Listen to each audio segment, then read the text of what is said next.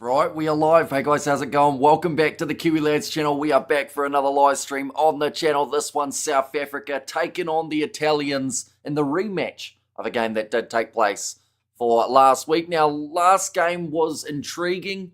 There are a lot of switches when we look at this side compared to what we saw last week, but overall, I guess you could say a little bit of rust for both sides. I do think that they will drastically want to improve. Now, Italy, throughout the second half, they did some extremely strong stuff. But South Africa, their class was showing, even when there were struggles throughout the game, the early handling errors, etc., they still powered through, still managed to get themselves the big victory. Looking through at the South African side for this week, they have made drastic changes compared to that last game. It will be Thomas Tutui at number 1, Malcolm Marx in the number 2 jersey, and Wilco Lowe, slotting in as the number 3, Selma Mura alongside Ruan Nokia in the locking duo with Mako van Staden, Jesper Fisa at 8, and Peter Steph-Tutui, a massive return for the Springboks. He is an absolutely phenomenal talent. He can score tries, he can steal the ball in the breakdown, he can jump in the line out, and he is coming back from an injury. So hopefully it won't be too much of an adjustment for Peter Steph-Tutui to be back in the Springboks environment. Grant Williams and Mani Lebok, that is also a dangerous duo in that 9-10 channel. Grant Williams, of course, also returning from quite a long stint on the shelf. We have got Andre Esterhuizen and Kanan Moody in the middle of the field. Makazole Mapimpi alongside Edwald van der Merwe as the 14 with Willie Leroux starting in at number 15. So that is the starting lineup. We should also mention this game will be match 100 for Willie Leroux. He had his debut up against the Italians and now has gone full circle for the big Centurion up against Italy as well. And for this Italian side, they have made quite a few changes to their starting lineup. Alejandro Garbisi comes into the starting side. Del Rey will still be at the number 10. Zanon and Manoncello make up the midfield with Frula out on one wing, Lewis Liner out on the other, and then Balloni as the number 15. Ross Vincent comes into the number 8 jersey. That is due to the injury that we did see last week of Canoni, although his brother Nicola, I should say, will still be in the number 4 jersey. Zuliani out on the number 7 side of the scrum. Sebastian Negri on the other, and then Ferrari and Fischietti, the 2 in the front row. But that is the starting lineup for these two sides, ladies and gents. We have got the not too sure about Rassie's mad moments. Hope he has it worked out. The thing is, though, Rassie Erasmus always has a plan. And it seems to always be a pretty good one when he comes up with it. I don't know what the big... Oh, I tried to fix something with the green screen and it did not work. So we will go back to what we did on the last live stream, which is actually going to be, you guys will get to see nothing but green in the background of me, ladies and gents. But that is due to my green screen for some reason slightly playing up, and it does cause a bit of lag. But Rassie's got a plan. Anytime he's out there on the field or anytime he's in the coaching box, something's going on in his mind. So making so many changes, this is to me a statement to those guys who started the last match up against the Italians. He's pretty much saying you can't get away with playing as badly as some of you guys did and still expect to get selected. He's brutal, but it is probably the sad reality. If they want to go on to win the Rugby Championship and all of their games like it is, I guess, pointed or slightly foreseen throughout this year, they will have to play well. We have got the Amish long time, says Garland there. Welcome in. Hope you are doing extremely well. My mouth is watering, says Justin, and you're doing South Africa from a Kiwi, says Goldzone, and also bring it, says more digital media. And I've always thought that Moody is a natural 13, so I'm so excited to see what he can do. And he has played at 13 before for the Springboks, and he has partnered with Andre Esterhuizen before, and that is the combo that Rassie has decided to go with. No Damien Dialende, no Jesse Creel for this game, so losing a lot of experience in that regard. Also missing someone like an Eben Etzebeth, no Sia Khaleesi pulling an all-nighter. We certainly are going just like we did last week and all throughout this weekend with a whole heap of entertaining rugby. But this game, it is only around an hour away, which sounds like a long time, but we've got plenty to look through from that last contest. Now, of course, South Africa have made drastic changes to their starting lineup. Malcolm Marx, one of the only players who actually kept his spot, alongside Jesper Visa and Mako van Staden. The whole back line is different, with Willie Leroux coming in at 15 rather than Damian Willemse, who had the most carries out of any player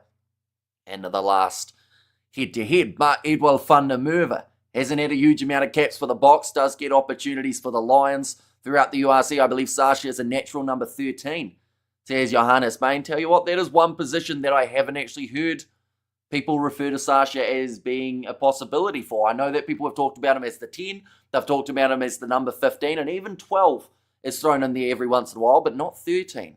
So I guess maybe Rassie will see something. Someone who I do think could be a handy 13, though, has to be the man off the bench for the South Africans, Ethan Hooker. Is he in the team as a winger, or is he in the team as a centre? We will soon find out, but alongside him off the bench, on debut, it will be Cobus Visa and also Klabakanye. Now, you might say Klabakanye, he already played.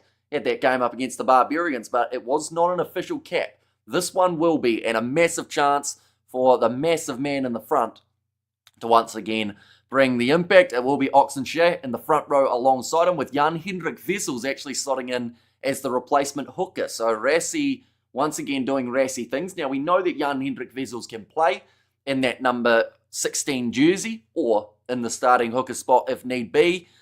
But would he have expected to be one of the hookers throughout this season, even though they've got Mbonambi as well as Manus van der Merwe? I think once again, it has come down to Rassie going, look, Mbonambi, you didn't play good enough last week. I'm not selecting you again. Plus, we've got to try these things just in case the injuries happen later on in the season. Also off the bench, they have got Evan Roos for his first minutes of 2025. Cobus Reinach at 21. He did play in the game up against the Barbarians. And then Sasha, like I mentioned, and Ethan Hooker as the other debutant. For the Italians, they have got Spagnuolo as the number 17 with Hassa at 18. Ezekor, I believe he did start the last match, if I'm not wrong, as the number 6. He had some decent moments throughout the game. Stephen Varney there as the number 22, just to add a little bit more to the Italian lineup later on in this game. Of course, they are still missing a huge amount of players that they would have loved to have. Someone like a Monty Ioane or a Namaro, or in this back line, even like a Ange Capuzio could have made a big difference to how they are able to play. Instead, it is the youngster Belloni who does get that chance.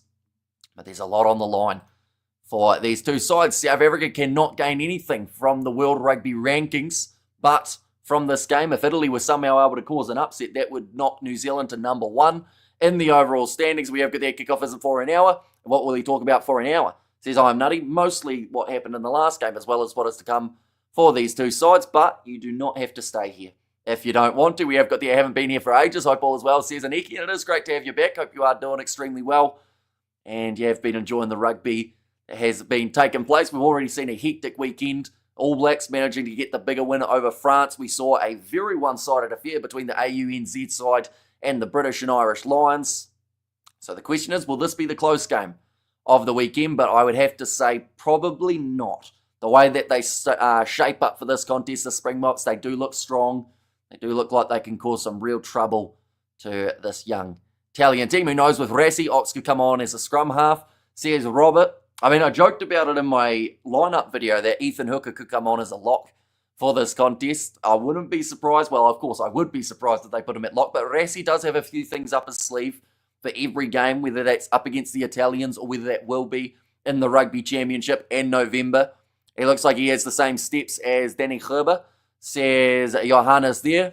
And when did Italy do, or what did Italy do at the breakdown that Rassie complained about, says John Nettling. I know that they got 6 turnovers won throughout that last match in comparison to South Africa's 2. Now, I'm not too sure what Rassie was talking about specifically in those breakdowns, but I think that throughout that second half, Italy showed just how dangerous of a side they can be. And they seem to want it more throughout that second half. And I think that did annoy Rassie Erasmus a little bit. The fact that his South African team got a good lead at halftime, and then from there just kind of took the foot off the gas. And that's where Italy, second half, they scored more points than South Africa did. Hello, fellow rugby freaks. Go to the box, says Sakabola. And Rassie has said that he sees Hooker as a 13. So it could be the likeliness, although, injuries can also play a bit of a factor. Like if Makazole Mapimpi goes down early, I guess Moody could go out there. But sometimes, the best plans can be the ones made on the fly. And I think with Rassie Erasmus, we saw it with Andre yesterday, and that plan was already predetermined, but playing him on the side of a scrum. We've seen Chisel and Colby play halfback out there on the field before. It can all switch and all chop and change throughout this contest. We have got, I read that one, didn't I? And also, we have got, will your green screen go back to shine the stadium? No biggie if it doesn't. I can try. The only problem is it does lag badly. I don't know what's happened between yesterday and today for the streaming software, but anytime I try and have a background on my green screen, it hates me, like really badly. So what I will do is I will show an example here. So I can click on this one, for instance, and then all of a sudden, for some reason, as you can see, it just lags in a really weird fashion. If you don't mind me freezing every once in a while, I can leave it like that, and it's not awful. And depending on, I guess, where you guys do look during the live streams, how surprised are you with all the changes? Pretty different team than your predictions. Yeah, I think that Rassi, he was always going to make some changes, and I did go a little bit light because I wasn't too sure who to go with in that selection, but I think that this is probably a little bit more in terms of than people were expecting from Rassi, but then when you see the team, you can understand why they've done it. They want to give everyone a bit of a run out there on the field. Again, it will depend on discipline, hunger, and cohesion. So here's Cassium there. And yeah, we did see quite a few penalties against South Africa in the last contest as well. They didn't manage to score the 6 tries, though, so that is pretty drastic in terms of the overall score. We saw the Italians get themselves the 3. Springboks having 4 line breaks to the 2 of the Italians, and that number was also probably a little bit lower than Rassi Erasmus would have liked. And Maurat needs to find his inner Bacchius. Imagine him getting cross. Says Robert, I think that Salman Maurat has been the most talked about player all throughout this week. And, you know, it's hard to find people being positive about Salman Maurat. I'll put it straight up. They seem to absolutely hate him. So I hope he can step up here. The thing is, even if he does, people will still not like him for some reason. And hey, Hamish and the rest, good luck to our Bok team today, says Gerald. And also still alive, Lily, I hope all is well on your side. A good afternoon, Hamish. You ready for a good get scoop for the Italians? Says Ben Brits. And hi, Hamish, says Stephen in there. Welcome in. You are doing extremely well. And we have got the Maurat needs to mow rough, Hamish. So I will ask the question, because we've seen worse Boks in history, and they don't get that kind of stick. What is it about Salman Maurat that people seem to just find it okay to hurl abuse at him? Like I said, we've seen players do much worse in a Springbok environment before, and they got nowhere near as much stick as Salman Maurat has. Let's hope we don't see the bomb squib, says Code Puncher, and that is something else that is probably notable to talk about. The fact that South Africa off their bench last week did not perform in the way that they would have liked. They were a bit flat. Hello, Justin, says Carlin, and there as well. And the Malva pudding is in the oven, as defensive stats are good. Says Justin, yeah, like he does all right for the Stormers in the URC, but it seems to be something about him putting on a green and gold kit that just gets people all sorts of fired up. I think it's because Eben is a class above him, but I think with Eben getting older, we need to create depth at number 4, and you do that by playing a Maurat or a Cobus Visa. Says Tristan, yeah, like anyone compared to Eben Etzebeth at the moment in that locking department, you know, they are going to be lower. And maybe it's the fact that he got thrown the captaincy. Maybe that's why. And we have got there Maurat will be our own great Kali for the day. Says Cassium, if the Boks don't win by 50 today, then I think the Boks will only win 13 out of 14 games this year. So which game, Stephen, is the one you're saying they won't win if they don't get 50 today? Oh, sorry, win by 50, in fact it is. However, there's Salman Yaulikading. Rassi knows something we don't know. Says Cassium, and enjoying a cold pint. So hot in the UK, and come on, South Africans, let's back off. The Maurat hating, he's our captain, let's get behind him. And some people have to be in the team, even if people say there isn't like that anymore, says Ben Brits. Although, like I said, there are worse players than Salman Maurat that we have seen before. Remember when Jesse Creel, only 2 or 3 years ago, was getting crucified? No one wanted him in the team. And every single video we did about a prediction, anytime we mentioned Jesse Creel, people said, stop talking about that man, he absolutely sucks. And now, he plays more minutes than any other Springbok throughout a regular season. He earned himself the captaincy only recently, and he completely turned it around. So, there's no doubts that even if guys aren't quite living up to expectations in certain situations, that they can't turn it around. If people had got their way, Jesse Creel wouldn't have been given the opportunities that he had. Jesse Creel wouldn't have won a Rugby World Cup for another time because people are too quick sometimes to dismiss people. We have got the Box to win by 30 points, says Manny M. See, last week I predicted by 40 and I shaved my face because of it. So I'm not making too many predictions. Truth about Creel, he has improved a lot. Says John Nettling. We have got the I don't hate him. I just think he is, or he's in the top 5 locks. Never mind, or I don't think he's in the top 5 locks. Never mind a captain, but Rassi knows way more than I do. Says Sakabola. And what time do the pubs open in New Zealand? Probably about like the afternoon or maybe lunchtime on a Sunday. I think they do like a Sunday roast. That's just a small town thing.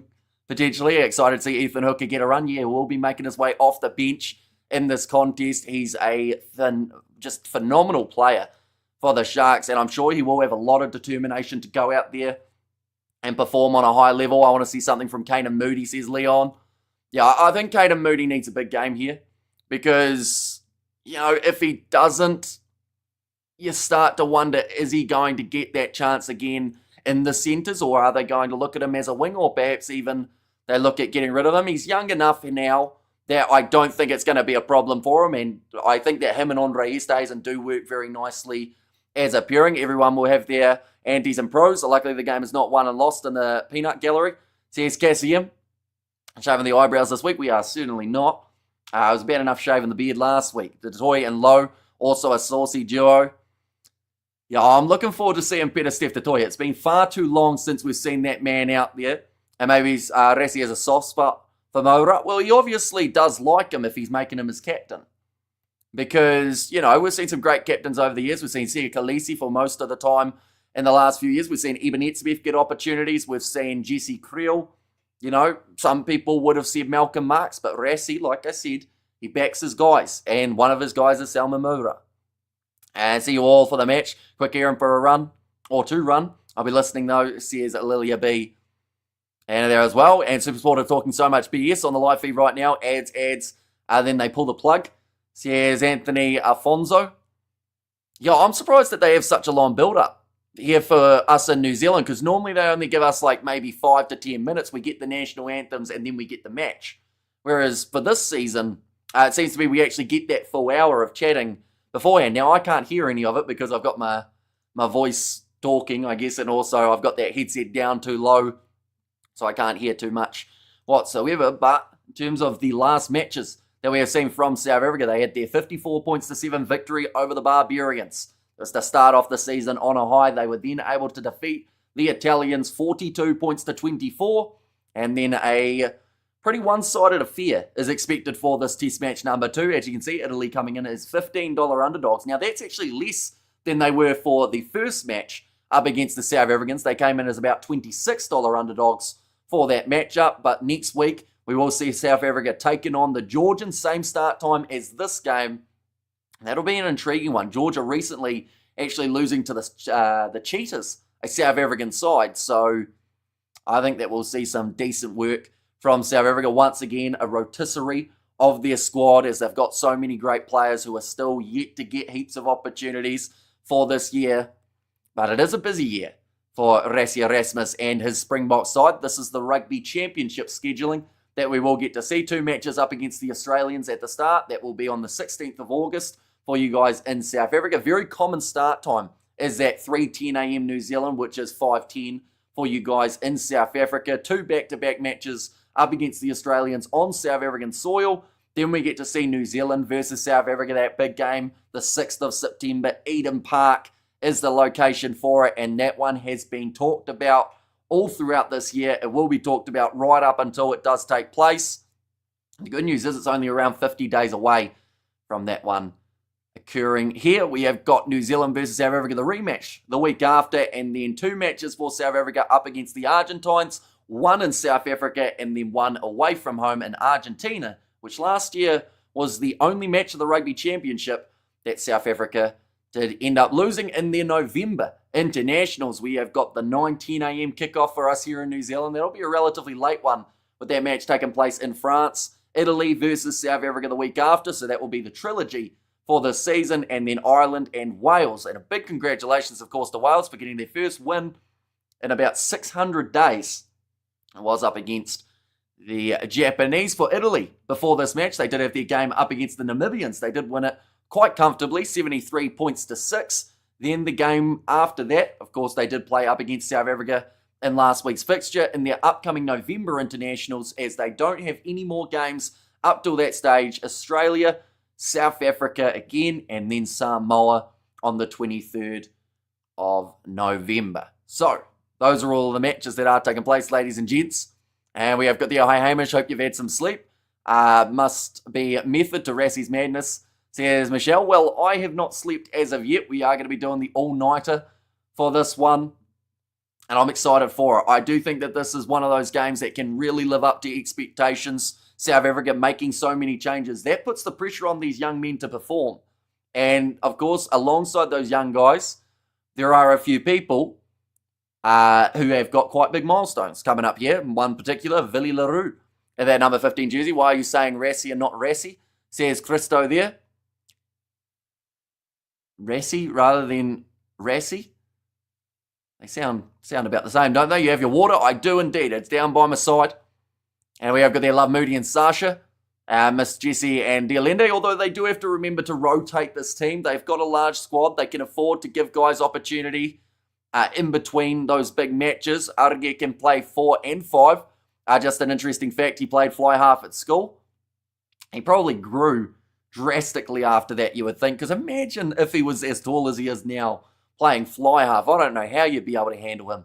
And a number 10 jersey, perhaps he could come on as a fly half replacement in the future if Rassie does want to go. Italy, says Novmum. Is it true that November match between Italy and South Africa will be in Spain? Oh, I haven't actually seen where that location would be. To me, that wouldn't make a lot of sense, but it wouldn't surprise me if that game has taken place somewhere other than Italy, whether or not it's to try and get some extra funds or what the go is. And Rassie says Isaac, and last week's performance was upsetting, says Bokang. It was far from the best game that we have seen from the South Africans. But the thing is, it is not often that you'll see a rough performance from the Springboks twice in a row. A little bit similar to what we have actually seen for the All Blacks at times throughout recent stages. When you are a good side, you find a way of fixing those errors very quickly. Game up against the Barbarians, they had a few little rough patches in there, but overall that was expected for it being their first hit out. This last week's game up against Italy was not supposed to really happen the way that it did. South Africa were supposed to be more dominant in the later stages of the match. The bomb squad were supposed to come on and change the game even more in South Africa's favour. Yet what we got was Italy on attack, and they managed to score more points in the later stage of the contest than the South Africans did. I think Italy will score or try to score 10 to 15 points in the first 20 minutes and then try to keep the Boks in bay, says Gerald. And also got the Bok. Hello, Hamish, says Madigan. Welcome in. Hope you are doing extremely well. And also thanks, Isaac. My mum used to tell me Suckabulla will catch me if I don't come into the house before it gets dark. Well, there you go. Is it true? Oh, no, I read that one, didn't I? But looking through, ladies and gents, at the Rugby Championship, we have already brushed upon it, but that is the next step for the South Africans after their game up against the Georgians next week. This is the way that last year's Rugby Championship table sat. South Africa just suffering that one loss to Argentina, but they beat New Zealand twice in South Africa. This year, they have the challenge of heading over to New Zealand. And I think that that is definitely substantial because anytime those two sides play lately, it seems to be close.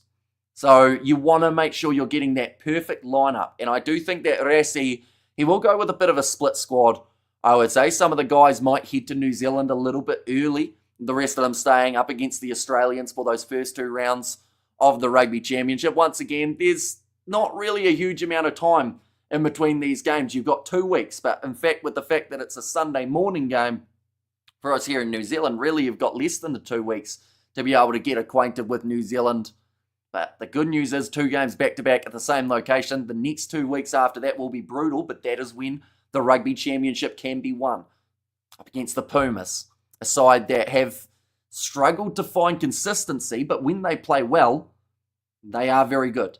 And they can beat a lot of great sides around the world as well. Hi, Hamish, sitting here in Germany, wondering where you are from. Carry on the good work. I am from New Zealand, so it is currently sitting 2:25 a.m. here in Kiwi land, but we will be up for this game. I believe we are also going to be covering that match between England and Argentina. especially against our Bok team with players that has not yet played together, says Gerald. I think Italy will score 10 to 15 points in the first 20. Oh, okay, so going quite an aggressive start from the Italians. You need a few Monster or Red Bulls to keep you awake. I actually have never tried either, believe it or not. I believe the All Blacks have the best forward pack. Says Manny M, and AB's playing amazing rugby. The Bomb Squad blew the Box apart in the last game. Says more digital media. And All Blacks on the right track. Says Manny M. There as well. I was grumpy for 2 days after last Saturday, but I've had time to calm down and think clearly. Now looking forward to seeing what the new box can do. Says Robin, I'm looking forward to another good commentary from you, Amish. Says JT, I do appreciate you all being here so early. We are still around maybe 35, 40 minutes from the start of this contest, but it has been absolutely flying by. We've almost been going for 30 minutes already. AB's looking very good. Some slick handling. South Africa, New Zealand, and France must be fans for the next World Cup, says Sakabola. And also, we'll get the hi buddy. Why don't you buy a ticket for the games and give it to a new subscriber on conditions they must subscribe. Lucky draw, says Estelle. I think it would be quite tricky to run, because the other problem you've got is if people who aren't from the location enter, then theoretically you could be buying a ticket for someone who doesn't actually want to go to the game. So I feel like you'd have to do a little bit more like behind the scenes research for myself to try and work out everything along those lines. Plus, I don't actually know how to buy a ticket in South Africa from a New Zealand location. I'd assume that it would be relatively difficult. Anyone help me with the name of the channel where the game will be? Supersport, unfortunately, is your best bet. And I know, actually, no, I take it back. SABC are showing this game because it is the 30-year anniversary of the Rugby World Cup 1995 victory for the South Africans. So SABC are actually going to be showing this game. And, Isaac, there used to be a TV show years ago with Saki that all mums threaten their kids with, says Michelle. And also, we're going to get Razor on your show. You probably wouldn't want to come on to the channel, I wouldn't think, but they are just showing that 30 years since champions. Since then, of course, South Africa have been able to pick up multiple Rugby World Cup wins. But, of course, that 2027 one could be historic. It already was in 2023, but imagine 3 World Cups in a row. It would be huge. Certain players for South Africa have that possibility, and the thing is, that might not be replicated ever again. So it would truly be a historic time. They are just talking to Rassie Erasmus before the game by the looks of it. He will be thoroughly looking forward to seeing how his young side can do. And also a few returns, like I mentioned, Grant Williams coming back into the side after a long injury layoff. You've got Peter Steph-Toy. Great to see that man back. And he is an absolutely phenomenal jackler of the ball. Works hard in the lineouts. Tackles like an absolute machine. Just ask Geordie Barrett. Sky Sport given a large slot of the Springboks game, then the ABs versus French game. Yeah, although the only reason they didn't have the hour build-up like they did the week prior for New Zealand versus France is because the double header between the Black Ferns and Australia was also at the same location, so they couldn't really start the broadcast while there was a match still happening on the field. But I assume next week, if it's not a double header, then it will still have the hour build-up like the first one. Good afternoon from a cold Cape Town, says Jeremy. Welcome in. I don't want the Box to win 2027 World Cup, says Manny M. It's going to be hard to beat them, though. We've got to admit, at the moment, they are building some brilliant depth across their side. Sorry, Michelle, I can't tell where you're from. Says Isaac there, and SABC showing the game well. That's what I heard anyway. Now, that could be false. I hope it's not, though. I hope that they are going to be showing this match because, once again, it is a monumental occasion for all involved. Currently just the 30 minutes away from the start of this contest, ladies and gentlemen. Okay, they are just saying about the many changes coming for the Springbok side due to missed opportunity last week. It's a strict environment. Jesse Creel gave the bus driver a high five there, but he will not be playing in this match, Jesse Creel. Instead, Ethan Hooker getting the chance off the bench, and Kanan Moody, the starting number 13 for this contest. I think the result will be similar to the All Blacks result. The refresh squad will be interesting to watch. So here's Anthony Alfonso. And the thing is, Rassie will be expecting at least, honestly, I think at least a 40-point win. I said it last week. That was my prediction. I was pleasantly surprised with how the Italians play. But the thing is, this game, for these guys who are out there, if they can prove themselves and get a big win, that could get them a lot of minutes heading into this rugby championship. Rassie wants the guys who are going to go out there and absolutely put their heart and soul into the jersey. And some of these guys, I believe, can do that. Willie le Roux, what's his future look like for the Springboks? This is cap number 100, so he was always going to be starting in either this game or the match up against the Georgians. But with his age, with his wisdom, does he make it into the rugby championship squad, or does he get cut for the younger guys like a Damian Willemse, like a Napalele Fasi, Juan Horn, right on the verge of making it back into the squad? The Italians will also feel a bit confident after the second half from last week. Absolutely. They came out firing in that second half and did look like the stronger team at the time. So, they could find themselves with some minutes, with some minutes scoring points in the second half.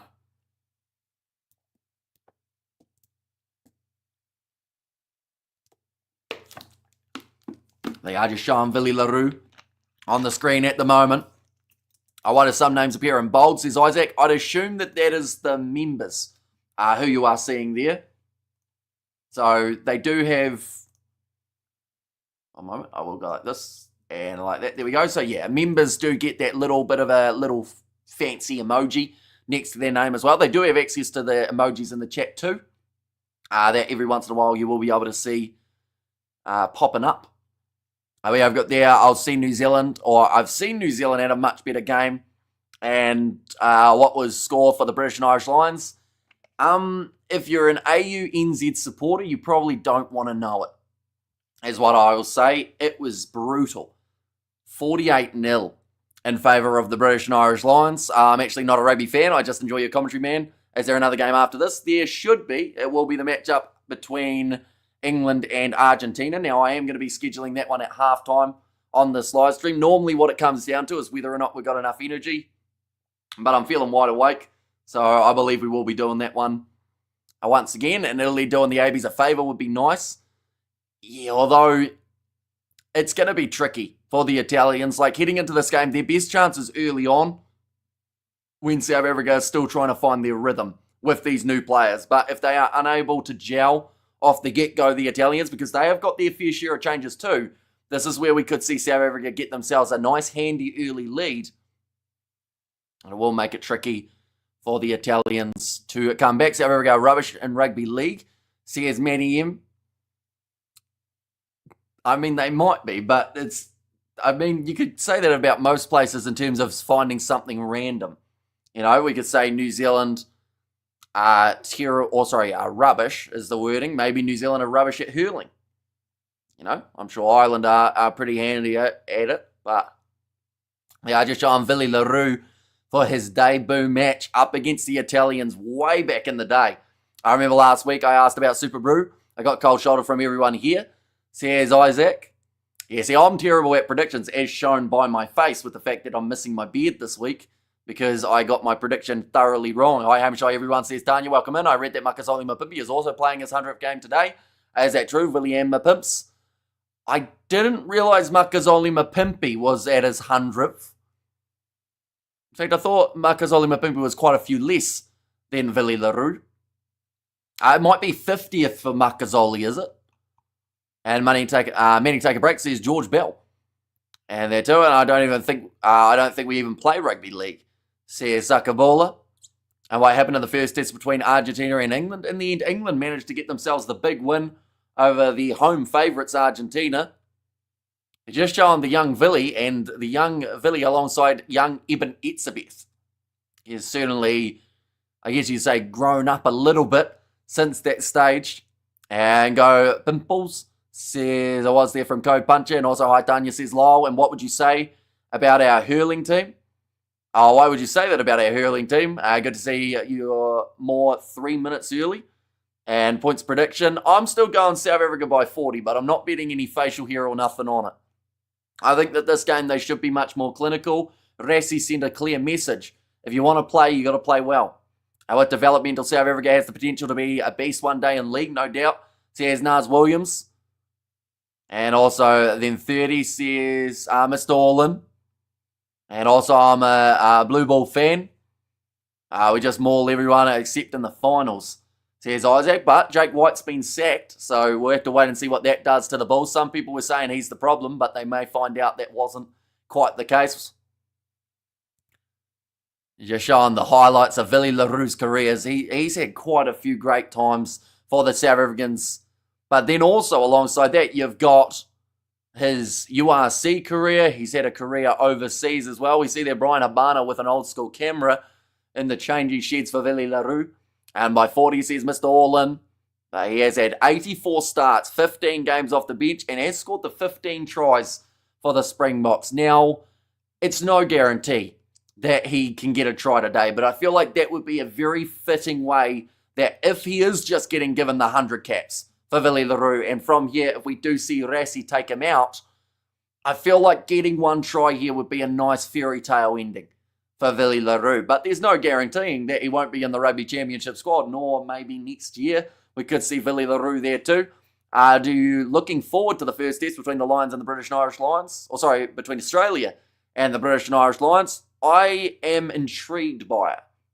I am, of course, excited, but I also don't know how those two sides are going to stack up. I think that Australia are going to have to play extremely well to be able to win those games. We saw them rough up against the Fijians. Just showing them made his debut against Italy in 2013. And he's going to bring up the 100th cap 12 years later up against the same opposition. Hi, Hamish. Craig from South Africa, love your show. Is Claudette out there? No, there she is, right below you. Lekavilli finally, I remember that try-saving ankle tap Barrett did on Villy back in 2013. Just shows you how long some other people have been around in the rugby world too, doesn't it? How are you doing, Argentina versus England? I believe we will be. I haven't scheduled it yet, but normally I schedule it at halftime in this contest if we've still got plenty of energy. I think we just saw a sign there saying that Willie le Roux runs like the ref owes him money, or it was something along those lines from the stands. But we are less than 25 minutes away now, ladies and gentlemen, from the start of this contest. The Centurions, Eben Etzebeth, the most capped Springbok of all time, Victor Matfield, Brian Habana, Beast on 117, Schmidt on 111, De Villiers on 109, and Montgomery there on 102. So Willie le Roux joining a very prestigious club of 100 caps. We have got there, get your mum Ruth online, please. Well, Ruth is not my mother, but I'm sure she'll be on at some point throughout this match. Do you think Springboks have a better team today? I think so. Like, they've got incredible depth at the moment, the South Africans. So, yes, there's so many changes from that last match, but at the same time, I think that this is where we will see the depth shown off. We'll see them challenge up against the Italians, and they'll want to right those wrongs from last week and show that these guys, the younger team, the more inexperienced side, are actually the more capable. Jake White wasn't sacked. His 5-year contract ended, says Monet Lagrange. I don't know whether or not it actually ended, did it? They decided to come to terms and suspended it indefinitely, wasn't it? Or something along those lines for the wording. I'm the mum. Says Nov Mum there, and are you doing Argentina versus English today? I'm hoping to. It sounds like there's a bit of demand for that matchup, so we might have to get that one scheduled and ready to go a little bit later on. It is still around another 5 hours away from the kickoff of that contest. We have got there, he's one of the 4-tier players who have 50 assisted tries, alongside Beauden Barrett, Aaron Smith, and Finn Russell. So that's a pretty impressive record for Willie le Roux. Definitely when you consider that group around him. Beauden Barrett, those 69 try assists. And sorry, no, Mum, it was a joke inside here last week. And also, we have got about the better team for the Springboks. I will once again show the team, ladies and gentlemen, in terms of who will be making their way out onto the field. First of all, for the South African lineup, you've got Thomas the Toy in the front row. Does make his way in for Ox Nshare, who will be making his way off the bench. Instead, Malcolm Marks keeps his spot in that number 2 jersey, and Wilco Lowe slotting in there as the number 3, Selma Mura, alongside Ruan Nokia in the locking duo. Mako van Staden, Peter Steftatoy, and Jesper Visser slotting in as the number 8, Grant Williams and Mani Libok, a young, dangerous combo. Grant Williams coming back from an injury of his own, just like Peter Steff, who is in the loose forward trio. Mani Libok, he's unorthodox. He is unpredictable. And he is an unbelievable player when he gets it right. him partnering alongside Grant Williams, that should be pure pace and very hard for Italy to be able to read for their overall defence. Andre Esterhuizen alongside Kane Moody, that will make up the midfield combination. Makazole Mapimpi, Edward van der Merwe, and Willie Leroux as the number 15 for his 100th cap, wanting to start strong from the get-go and finish on a high. And this contest for the Italians, they have got a few changes. Canoni missing from that number 8 jersey due to the injury that he did sustain last week. So Ross Vincent goes to there. Sebastian Negri comes into the starting lineup as the 6. And then it will be Zuliani as the number 7. Garbisi starts at 9. And then Dare starting as the number 10. Manoncello and Zanon in the middle. Lewis Liner, Trula, and also Belloni as the number 15. I think Lewis Liner is definitely a guy to watch out for in this matchup. He's going head-to-head with Makazole Mapimpi, though, so that will be quite the challenge for the youngster. Ferrari and Fischetti, the two in the front row for the props. We have got there looking for how long Italy can live with the box.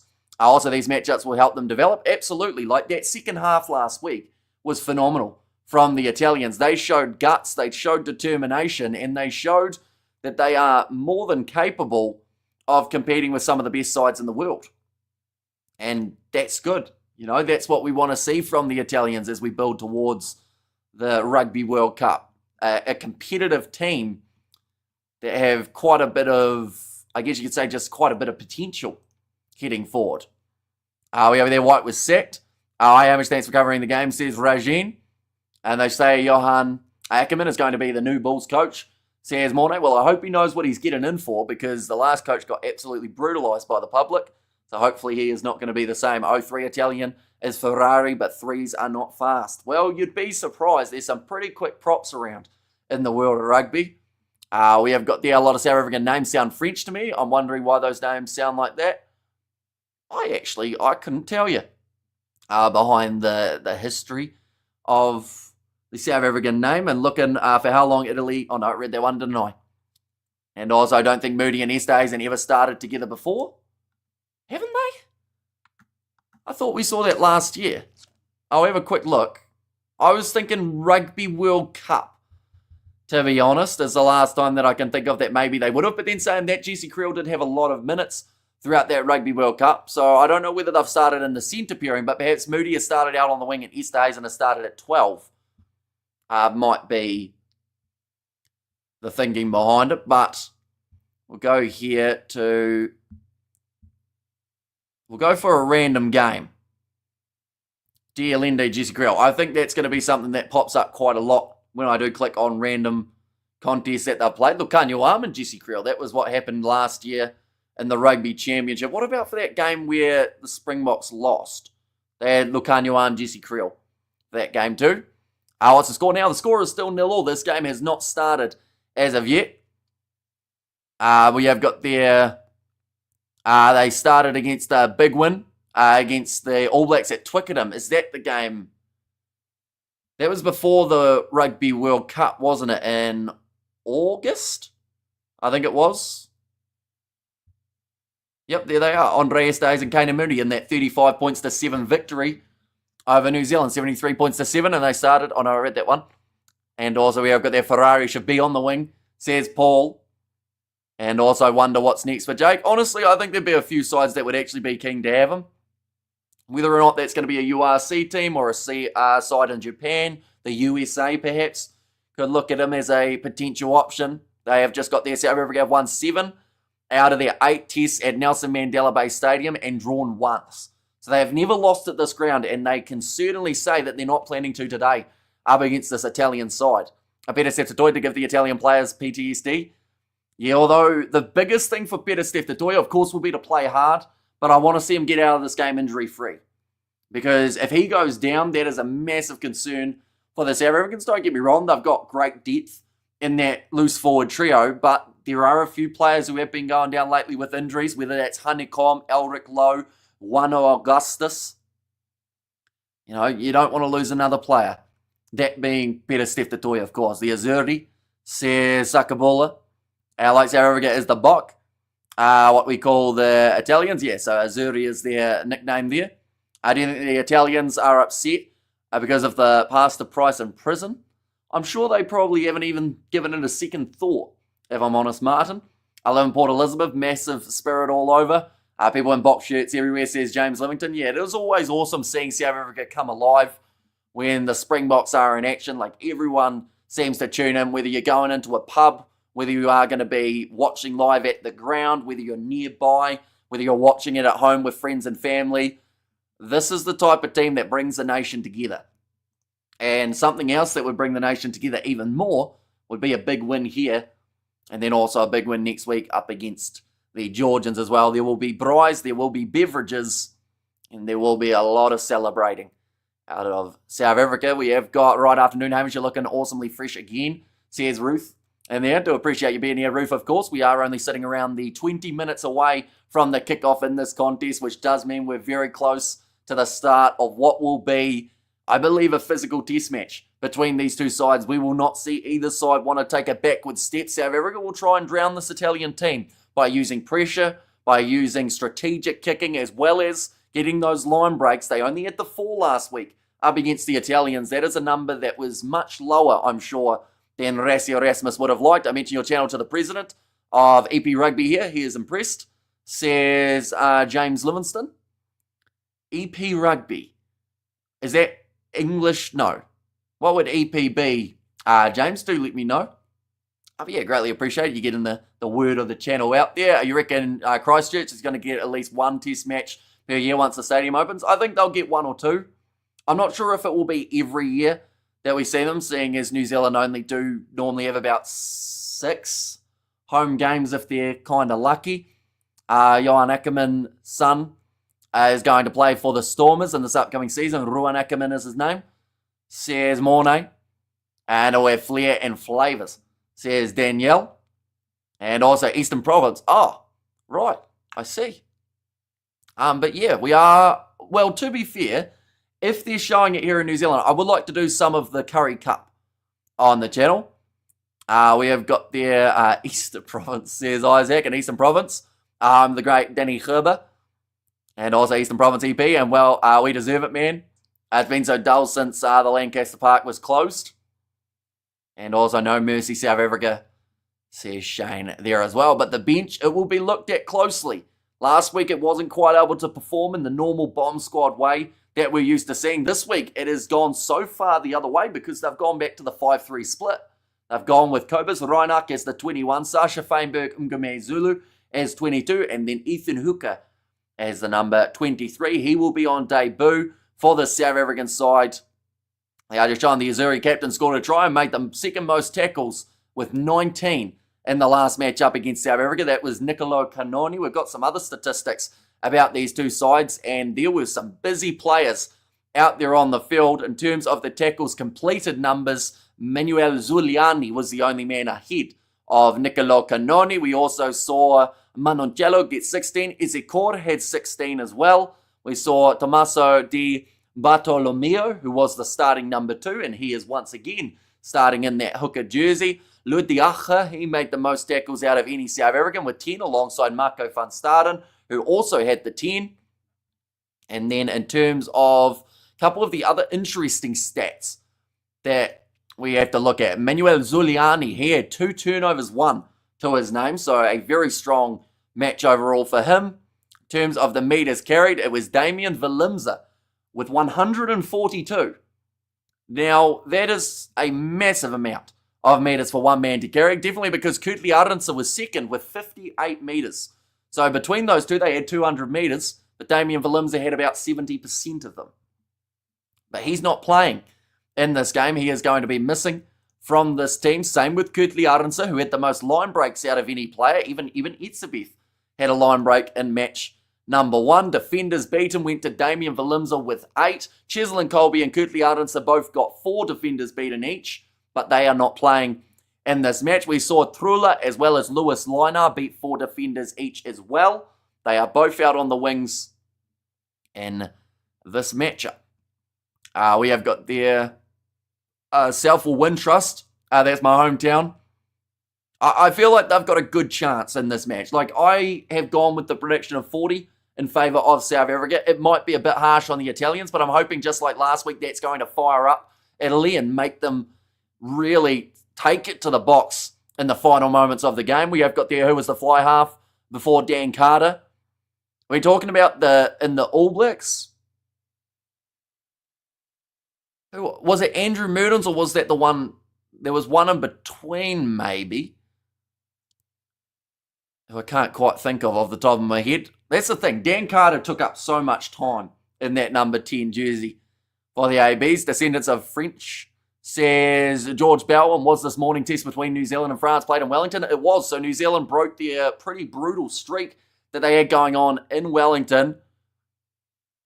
We have got their... do you know today will be the first time the Visa brothers will play together for the Bok? It is indeed, because Cobus Visa will make his debut. It's about the 38th or 39th brother duo that have debuted for South Africa as well. So it just shows you how talented when one guy in the family does so. You can normally see another one not too far away. Question is, will one day we see Tachuka and Tachuka take to the field for the South Africans? Emmanuel Tachuka, of course, plays some decent rugby for the Lions in the URC, and I think, did he also transfer to the Sharks? No, maybe not. And we have got there, feels like it will be a repeat of last week, says George Dan, 20 minutes, falling asleep already.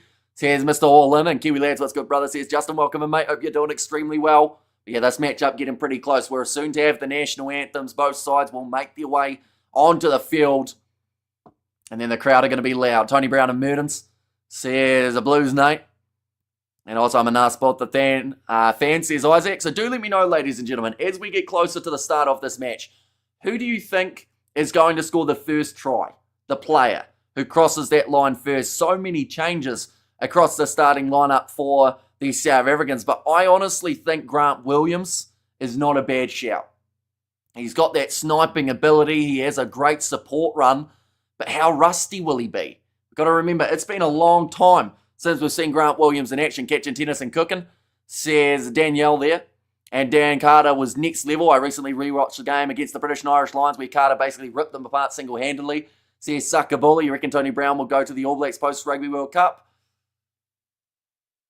I'm not sure. I think that Tony Brown's, to be honest, he's in demand at the moment. There are a few sides looking at him as a potential option. Got to be fair to Italy, but in reality, they have little to no chance of getting a positive result from this fixture. You just have to use the clash to gain experience. First try, South African number 8. So you're going with Jasper Visa, the big man. Did play last week as well, Visa.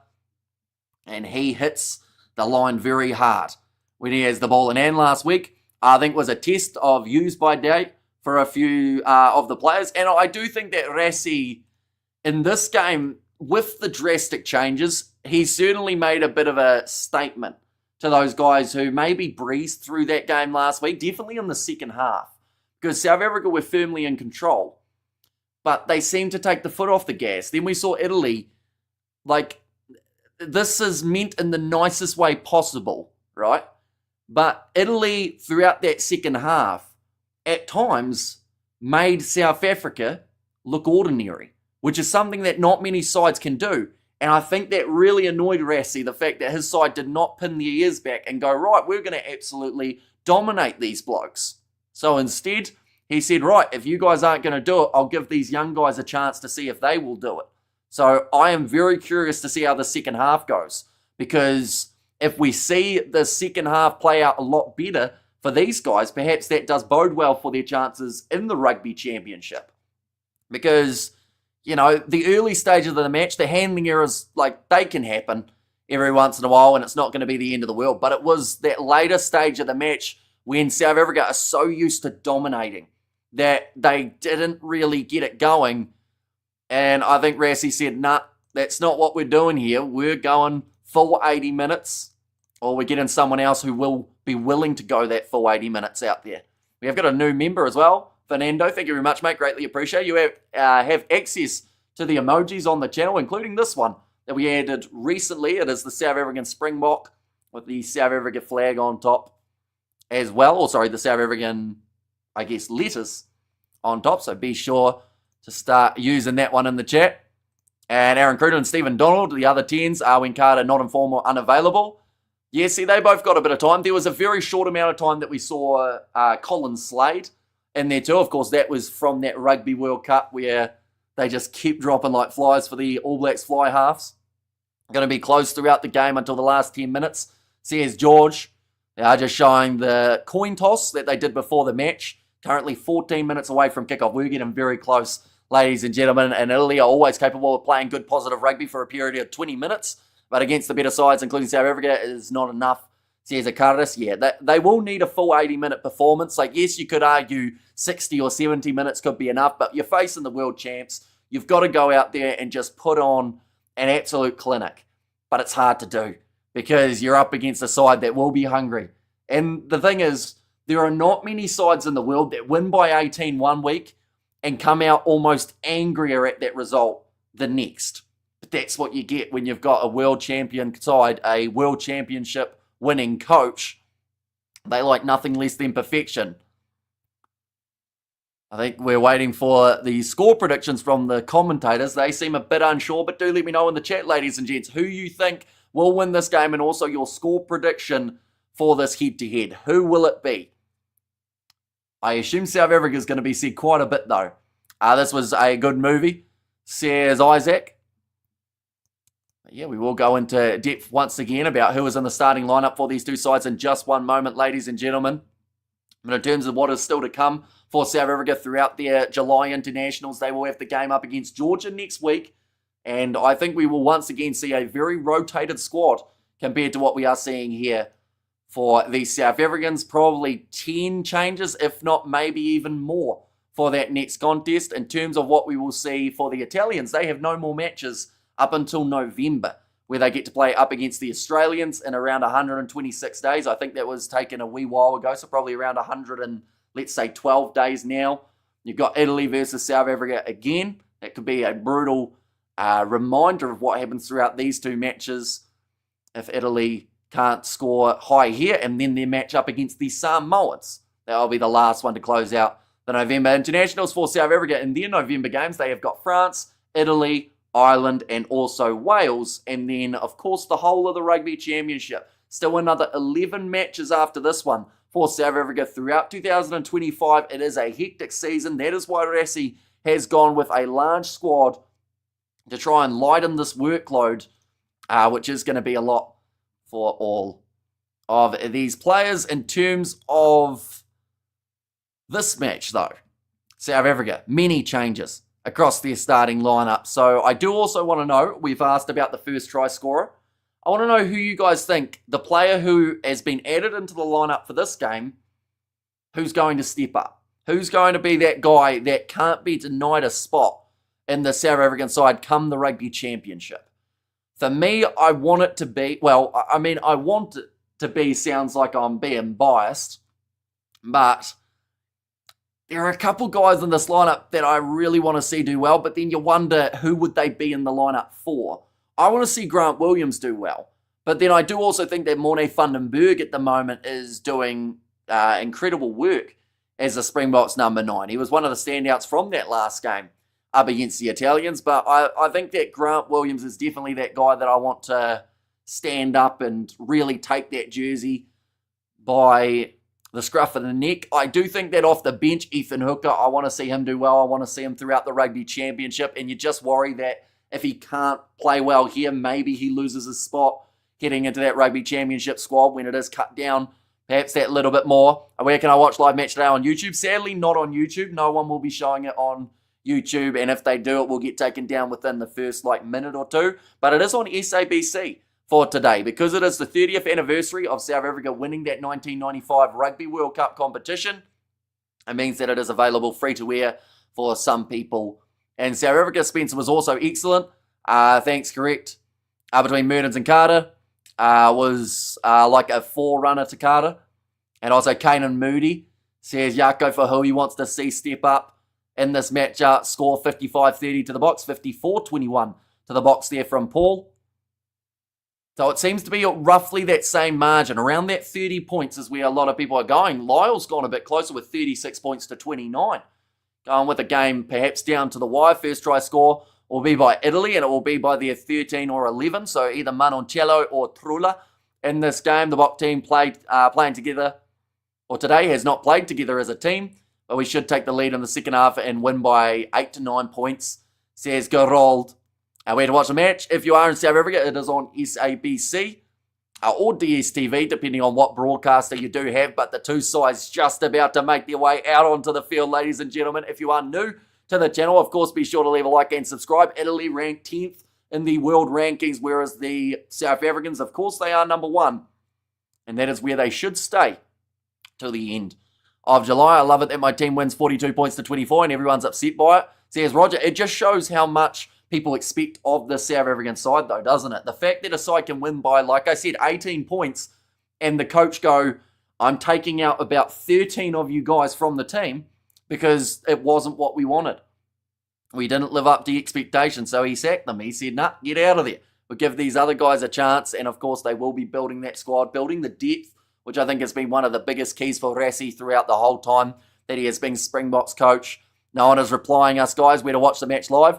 Says Tino Tenda. I did mention about SABC as well as DSTV. Those are your two options. If you are in South Africa, anywhere else in the world, you've got Sky Sports, Stan Sport, Flow Rugby, and all of those normal options for being able to watch it. And Carter was a freak of nature, not only a baller, but a model as well. Says Lyle, and Springboks 48 to the Italy 12.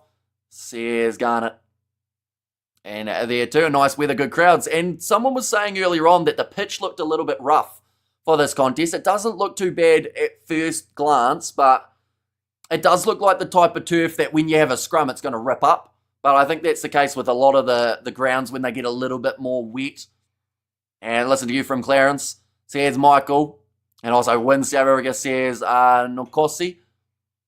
Just showing that starting lineup for the South Africans. 99 caps for Willie Leroux. In fact, while we are at it, we're close enough to the start of this match that we will show the lineups as well for South Africa. They have got 2 new men in the front row, Thomas Tatoi, and then also, in fact, Wilco Lowe does get that start as the number 3. Malcolm Marks, he will be the starting hooker, and he will be thoroughly excited to take to the field. Go for that rolling maul. Salmamura alongside Ruan Nokia in the locking duo. Nokia was one of the standouts throughout last season of the Rugby Championship in the absence of quite a few of the regular locks. Salmamura, he is the captain of this team, and he will be looking to lead them to a big score here up against the Italians. Grant Williams as the starting 9. He's had his fair share of injuries. Someone else who's had their fair share is Peter Steftatoi, who was playing from the number 7 jersey. Marco van Staden keeps his spot at 6, and Jesper Visa, he will be there once again as the number 8. But Grant Williams and Marnie Libok, what a dangerous combo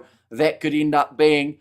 Andre Estes and Kanan Moody in the middle. Estes and pure power. Moody with the pace on the outside. Makazoli Mapimpi. Edward van der Merwe at 14. And Willie Leroux slotting in as the number 15 for cap 100. For the Italians in their starting lineup, it is Fischetti. Also Diabato Lomeo, who did start last game and had quite a few tackles to his name too.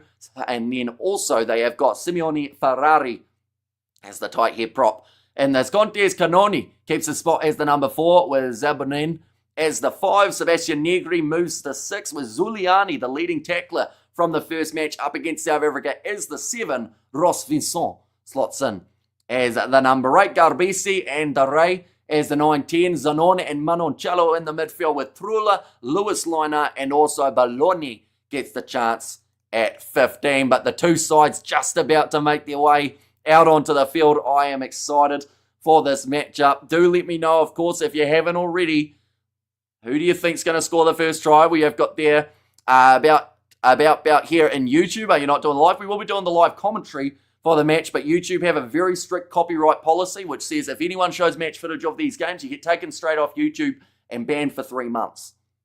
So we really don't want to have that because 3 months is a very long time.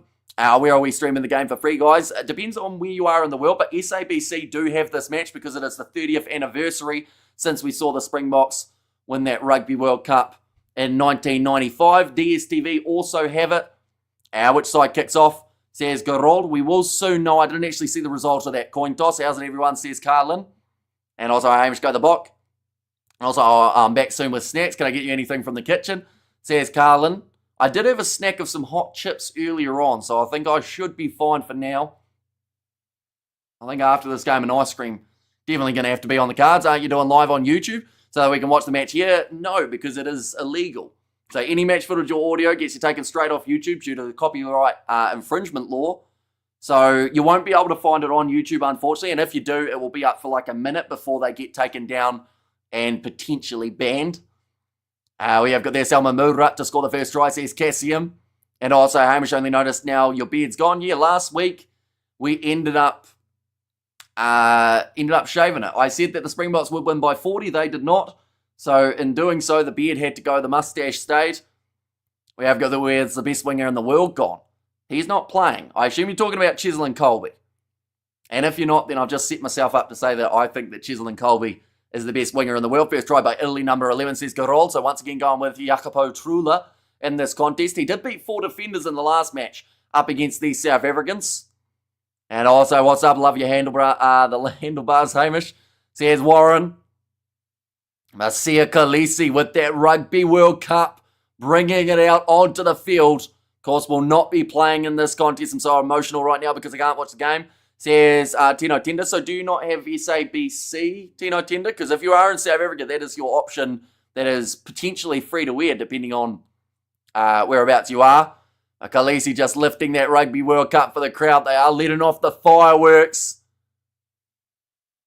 Of course, this is an occasion to enjoy for South Africa. 30 years. Hamish to cut a reverse mohawk. Adelaide to force feed the Springboks some pasta. Says Slum. To be fair, I would absolutely love to be force fed pasta. So maybe South Africa wouldn't mind that either. Plus, it's good recovery, getting some carbs in after the game. It's exactly what you need. So they might even welcome it. And how's Hamish enjoying the game from my city of GQ? South Africa will score first. And we will win by more than 30 points. They have never lost a game here, says Sean. In 30 minutes, says Isaac and Melinda Davids. She's amazing. Says, oh, I thought I recognised her. She's done a couple South African national anthems before, hasn't she? And how about you dye your mustache if your prediction is wrong? How about no? I've already lost the facial here. The next thing that people wanted to go was my eyebrows. But I cannot dye the mustache. I won't be able to leave the house. And Hamish needs an 80s born star name with that look. And here comes the Italian, says Sakabulla. And there as well, but the outshine Niccolo Canoni made the second most tackles out of any Italian throughout the last match. Also managed to score himself a try. I just looked nothing on SABC. That's quite bad then, because they did announce it all through last week that they were showing it on SABC. So if they've decided to pull out of the broadcasting rights just before the game, that just seems a bit rough. Hamish, can you learn to sing the anthems? I would suck at singing them. Belinda Davids can certainly do it better than me. I could play the national anthem of South Africa on my guitar, but the guitar is out in storage at the moment. But Willie LaRue making his way onto the field. Match number 100 for Willie LaRue. And Dunky Willie on the stand as well. Massive sign from the crowd as well. It's an emotional day for him. His first match up against the Italians. It is a full circle moment for Willie LaRue to join the exclusive club of players who have managed to reach that 1,000 mark, or sorry, that 100 mark. 1,000 would be a bit too many, I would think, for one player.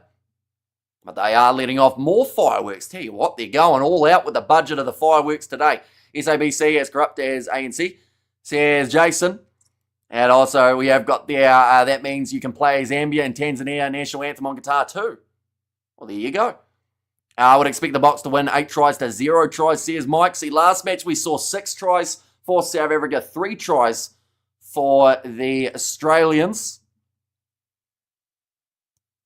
But, oh, sorry, I said Australians there. 3 tries for the Italians. There we go. We're at least going in the right direction. One South African singer that a lot of people don't know is Miriam Stockley, says George, and congrats to Billy, says Marian there.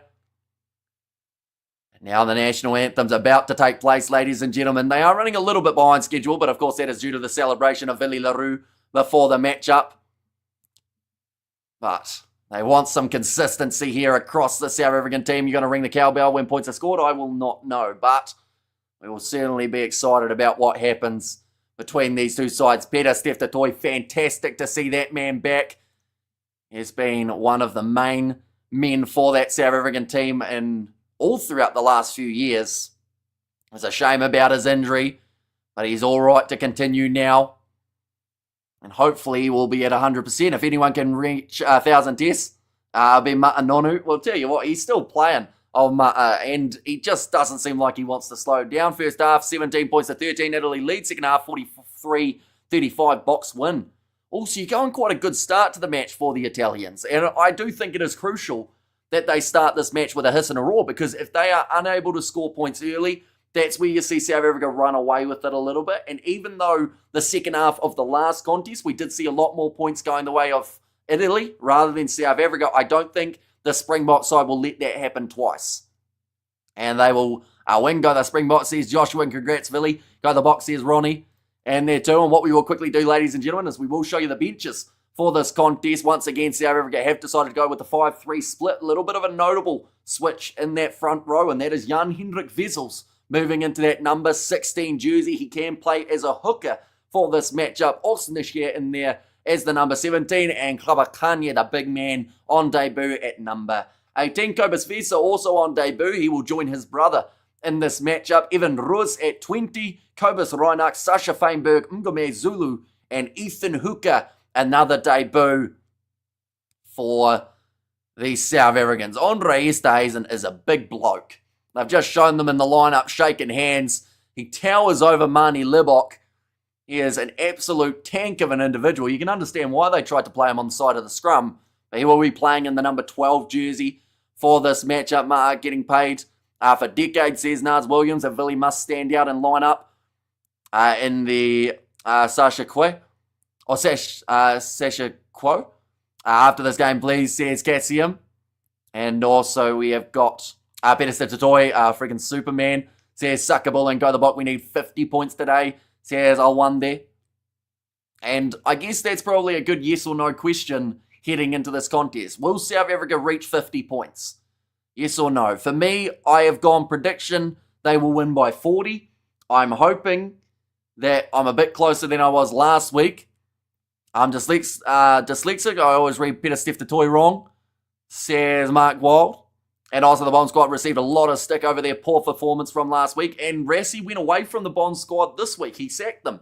He went, you know what, we're going 5-3 this week. We'll get an extra back out there. We'll give Ethan Hooker an opportunity out there on the field.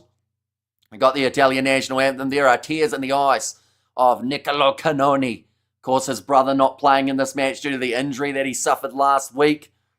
And we have there, what about the Bomb squad? Says Joshua, they have not got them. They've got the 5 players in the forwards, 3 players in the backs. Italy put on a good show in the first match, but the Box have way more depth, 40-point margin for sure. Go the Box, says Warren, and there as well. But the Italian national anthem being sung. I think there are a few Italian supporters in the stands, maybe not quite as many as South Africa do have. Of course, they have got a massive amount of support in this contest. Are you going to show the match as well? Sadly, due to licensing, any match footage or audio will get you taken straight off YouTube, which is why you won't be able to find it on YouTube, unfortunately. If you have got SABC, it was supposed to be shown on there, but by the sounds of it, they've pulled out of that one, which is a massive shame. Box are going to put the hammer down this game. 46 points to 10, the Box to win, says McNulty. Put those tears in the eyes for 80 minutes. Italy, give us a game, says Nars Williams.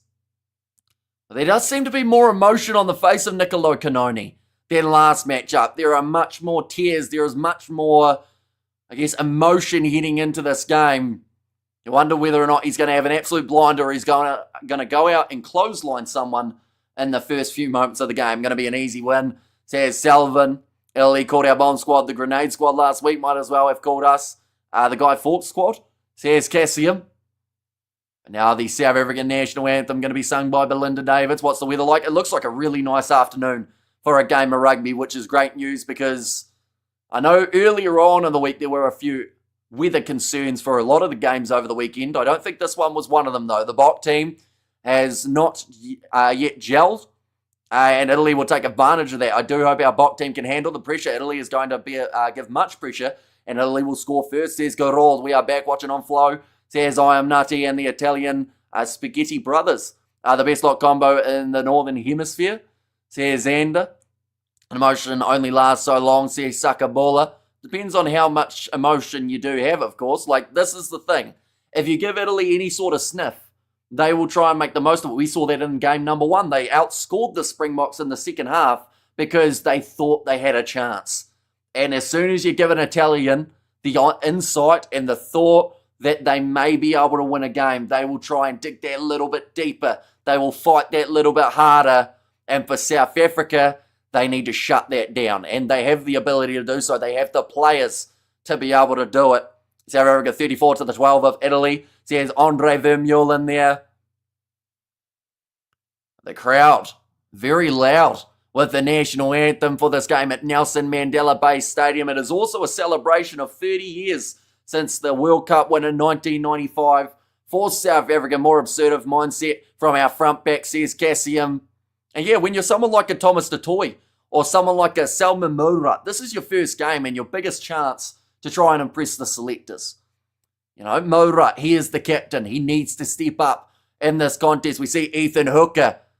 He will get the chance off the bench in this contest. Man, what happened to the New Zealand-Australia team? Expecting at least some points, says Xander. They just did not gel whatsoever in that match. Our national anthem goes on for too long. Sorry, I had to say it. It's not as long as some of them, though. I think it's a good length overall. You've got a couple different parts together in there.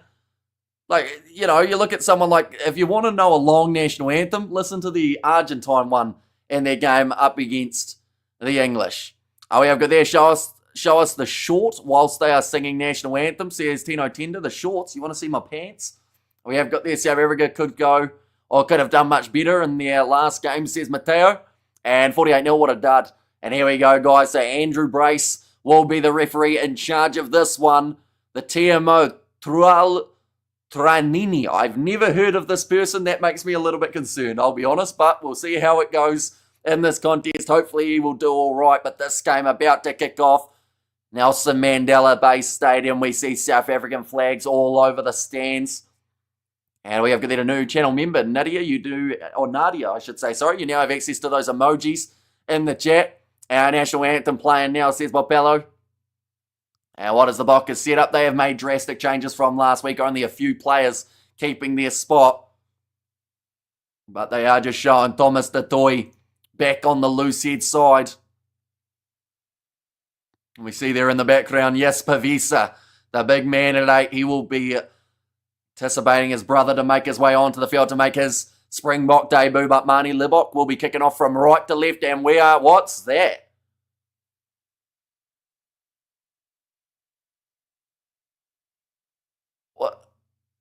South Africa have just not kicked it 10 metres for the sake of having a scrum on the halfway line so that they can have an opportunity to have a scrum. That is a tactic that you don't see from any sides. That is borderline match fixing if you've got some sort of betting thing that says how many scrums have to happen in the game. But anyway, Rassie Erasmus, that was the plan apparently. And now it should actually be offside against Andre Esterhuizen, if we're being honest. As he was in front, what happened there? They decided to go short, kicked it 2 metres. Andre Esterhuizen claimed the ball in front of Manie Libbok. That's offside at the kick. That isn't a scrum. That's a penalty. But referee has let it slide, and it will be the Italian feed now. Hello, Hamish, says Jan. And the ball is going to be fed in. And they give away the free kick. South Africa quickly taken by the Italians. I hope they score here. So I don't know what that tactic was from South Africa, but obviously they had some sort of plan. I'm back with Snacks. What's happening? South Africa decided to purposely give away a scrum. Hope it's the only time they do it in this game, or are they going to go for offloads perhaps? Or sorry, not offloads, 4 passes, knock-ons. Stinky tactics, says Lyle. Look how Dr. Rassie is smiling. Says Albert there. And is he offside before the kick? He was, yeah. It would be funny if South Africa lose, says Novmum, an 8-0 bench soon, Springbok. What if Libbok? Or was it Libbok who kicked off? It was, but that's the thing. He was told to do it. That is what the plan was from Rassie Erasmus, to kick it off the 3 metres to Andre Esterhuizen so that he could then get the scrum. But now nicely taken at the line out. Ruan Nokia, Malcolm Marks goes across to Grant Williams. Now across Manie Libbok. On into the middle of the field, finding Edward van der Merwe. Bit of a counter-ruck coming from the Italians, but the penalty goes the way of South Africa. And dirty, says Cassium. And poor refereeing simply not good enough, says Akaris. Yeah, it's a bit of a concern when the very first moment isn't called correctly. But we have got there watching from hospital. No DNA, just RSA, says Joshua. Well, hopefully you are all right in the hospital at the moment. That one is going to be put into touch by South Africa. 2.5 minutes through this fixture. They have got themselves another scrum opportunity. How many box? We'll take Trump's asylum after that effort. Says I am nutty. And what the F was, or TH was that start, says Troy there. Yeah, definitely a unique one, that is for sure, but it's going to be thrown in over the top. Grant Williams goes to Marnie Lebo, short ball to Jasper Vesa, 2 minutes out from the line. Thought about the offload, avoids it. Grant Williams goes to Wilco Lowe, who can't quite stretch out when they get on attack, and they're going quick. South Africa are dangerous. That was close to the try line, but it is a pile of players at the moment, and I think it's held up for South Africa. Hold up on the goal line for Peter Steph-Toy, so it will be a goal line dropout now. Our box just like being unpredictable, says Albert. And we have got there watching out of the Philippines, supporting my team go the box, says Renzo there. Oh. Okay, the ref actually wants to check this one.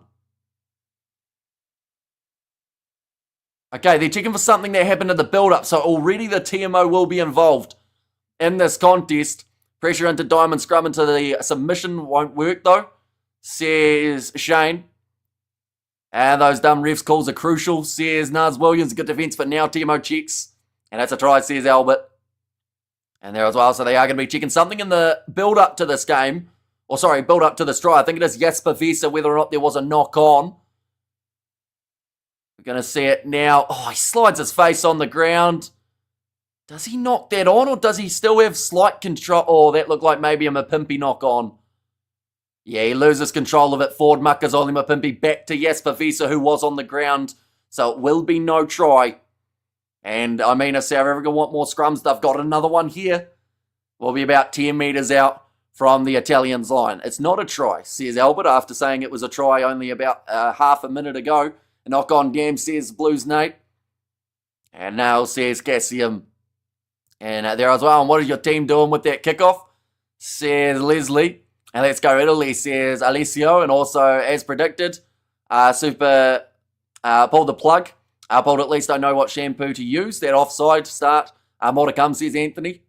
71 points to 7. The score prediction from Cassium. A massive forward pack of South Africa. 946 kgs compared to the Italians, who were around that kind of 890, I believe it said, for their side. And kickoff is a gate, says I am nutty. But now ready to feed this ball in again for the Italians. 5 metres out, straight in front of their own goalposts. My front row is almost standing up there, but they've got it all sorted now. Oh no, collapsing under a lot of pressure there for the Italians. And Hamish, how's the Italian Stallions looking ready and stylish in blue? They're under pressure at the moment, having to defend just out from their try line. And go the box, yes, Cassium in there. Okay, referee just saying to the teams, that's not what we agreed. Obviously talking about the scrum rules before. The Mexican wave has already come out. We're only 4 minutes into this contest. And Bruce says, missing back, Bok front row is 400 plus kgs. Field not ideal for scrummaging. Yeah, it's the type of field that will rip out from underneath you. So there will be quite a few slips for both of these sides. And good defence, Italy. But do enough phases and the defence always fail. Keep the pressure, box, says Jan. Now being fed in now by Alejandro Garbisi. Big push from the box, but free kick goes against the Italians. Turns into a penalty, as it was the second time they've done it. Second time that they have gone early. That time it is against Thomas the Toy. And no man says Sakabula South Africa is going to win the game, says Waleed. And early says Mr. All in a massive crowd tonight. Let's go, says Blues Nate. Chance now to be able to kick it towards the touchline for Giacomo Dare. And the damn wall will break. It's available to watch on SABC, says Jane there. And 50 extra kgs in the pack. Italian bodybuilders take note. But I'm more effective than pasta, says Mark Wild. And Springbok, definitely a win, says Ivy. Yeah, just going half an inch too early there for Thomas the Toy. Now line out throw. Holly Davidson on the touchline this week. She was the main referee for last week's game up against the Italians for South Africa. About to be thrown in and not contested. At the line out, rolling more defended by South Africa, but they get the ball out. Italy now looking to use their backline shut down early. Mani Libok making the tackle alongside Andre Esterhuizen. Oh, ball's gone backwards, bit of pressure coming in. Now to kick downfield will be the Italian fly half. Willie LaRue takes the catch on his 100th cap for the South Africans. Almost snuck through, looks for the offload, goes forward though. And it will be another scrum. The pressure from the Italian tackle. The stadium was built on a sand dune, reclaimed land, so slow field. Says Albert. And also we have got there, Thomas always shows nerves in green and gold. Says Noctali there. And also we have got there, bro, can you just start? Says Nathi. The game has started and is currently sitting about 7 minutes in to this contest. It will now be the scrum feed for the Italians. Once again, do you think South Africa can win this? Absolutely. They've got more than enough capability. I think that from the get-go, obviously, there was some sort of tactics that were going to be used, and they have backfired royally. So now it's just about getting your rhythm back, because they've given away 2 free kicks at scrum time, a penalty. They didn't kick at the 10 metres on purpose, gave away a free kick from that one, and also did knock the ball on just short of the goal line. But it's a little bit similar to how they started last game up against Italy, and then they found their feet, they found their momentum, and they built into it. Good solid scrum from the Italians going short side. Garbisi looked for the offload. It will go into touch. And, okay, Grant Williams saying, can we please have the scrum? And I think it is going to be the line out instead. And sure, the Italian Mafia got enough dollars to pay the ref off, says Naz Williams. And g'day, Hamish mate, says Darren, welcome in. Yeah, tried the kick though, to be fair to him, and did miss it, so it should be a knock on. Williams was right in calling for it, plus he knows that that is the tactic that they are after. And this match wouldn't say half an inch, or more of a certain dominance and fear. Well, you've got to assert the dominance and fear at the right time in the push. This is their first scrum feed though, South Africa, in their favour, so this could be a massive shove. We're about to see the two sides collide. How much can that extra 50 kgs in the forward pack damage the Italians? Ball goes in, front row goes down. They have got themselves the penalty advantage now, South Africa. Now Mani Libok, Andre Esterhuizen looping around, well defended, but now breaking through. It is Edwell van der Merwe, got the man with him, links up on the outside to Makazole Mapimpi, pure pace. Williams on the inside will score the first try. Did I pick him as the first try scorer? I might have. I'm not too sure though. But the first try of the contest does go to South Africa and Grant Williams, the man who scores it. Now we have got the answer try. And 8 minutes in is the right time, says Lilia B. But the breakaway from South Africa, Mani Libok choosing the perfect time to offload that ball to Edwell van der Merwe. And then from there they were going to struggle to catch him. And Makazole Mapimpi, who was smart, passed the ball away as he felt he was going to be stopped, but he had Grant Williams on the inside, who did get the try. We have got the South African flags there, and I knew he was going to miss, Brew. Says it was miss. And Mapimpi still has some wheels, says stuck a bullet, but also some great vision from Makazole Mapimpi to know that he wasn't quite going to get there. And that is a hard thing to do as a winger, just missing away to the side for Mani Libok. And Villy thought he was going to get the pass for the try. Poor Villy. Says Albert, I'm sure he will get a chance at some point in this game. I think that the opportunities will now come a little bit more consistent. But Villy LaRue, he did pull out of it. He kind of put his hands up and said, no, you have that one. And give the Italians mushroom to power up. Says, I'm nutty, but currently the score 5-0 in favour of South Africa. So the start to the match that I'm sure they would have been after getting a try within the first 10 minutes. We have got the handsome Joseph from South Africa again. Nice to see you. Good commentary. Says Joseph, thank you very much, mate. And now, kicking this one off again for the Italians. Go the box, says Olympia. Taken now by Jasper Visser. Huge hit on him by Zabonin. Grant Williams. Oh, having a fight for that ball in the breakdown. Using Andre Esterhuizen as a bit of a battering ram. Now, little kick him behind, though, from Esterhuizen. Gives the ball straight back into the hands of Ross Vincent, who has claimed it on the ground, looking for the turnover in the breakdown for Makazole Mapimpi, and he gets it. Now, Willie LaRue, is he considering a quick tap here? No, not quite. I think they considered it. for a second. How many tries this half, Hamish? I think we're going to see, I would say, 4 or 5 at a bit of a guess. Why did Andre give a chip kick? I would say it's tactical from them, but that tactic did not work. Ross Vincent was back there, but then you could also argue it did work because they did get the turnover in the breakdown. Afema is here in the chat too. Welcome in. Final score 5 points to 3. Bit higher scoring than that, I would say, between these two sides. Currently 11 minutes into the contest and what has been a fast start to this matchup, and I believe it will just get faster and faster as the game does progress. Now Malcolm Marks to throw this ball in for the South Africans, taken at the front for Salman Murat. Grant Williams cross to Mani Lebok, attack and run from Visa. Going to go back to back. 2 tries in a row. Peter Steftatoy goes off to Grant Williams, who was looping around, just shut down by Manoncello. Andre Esterhazen plays half, gives it off to Wilco Lowe. This is the only channel where you feel like you are at the game. Thank you, says Greta. Thank you very much. Greatly appreciate it. Another penalty goes the way of South Africa. Easy 3 if they want it. But I think Mani Lebok's looking straight for the corner. Once Sasha Feinberg comes on, we'll see 12 more tries. How early do you think he's coming on, Albert? What's the prediction for the game of the day? RG comeback. It's a tricky one for Argentina because that first match they were favourites. The second match they also come in as favourites, but England looked very good in their first match. And what's the split on the bench for South Africa? They are sitting with the 5-3 in this match. So the 3 backs are Kobus Reinach, Sasha Feinberg, Ngume Zulu, and also Ethan Hooker, who will get to make his debut later on. And this match, Springboks always making trouble at the scrums. The French and the scrums were perfect. The Springbok scrums always bad, says Troy B. And can't see Italy winning this, but they played good last time. Did Benetton beat any South African team? Oh, they were very close a couple times. I don't know if did they beat the Sharks at one point? I'm not 100% sure, but now rolling maul attempted here for the South Africans. Penalty advantage in favour of the Boks. Grant Williams searching for this ball, being told to use it. Now pick and go. Offloads to Esterhazen, who just drops it on the goal line, so they'll go back for the initial penalty. We have got there, where can we watch it without anyone else blocking the free view?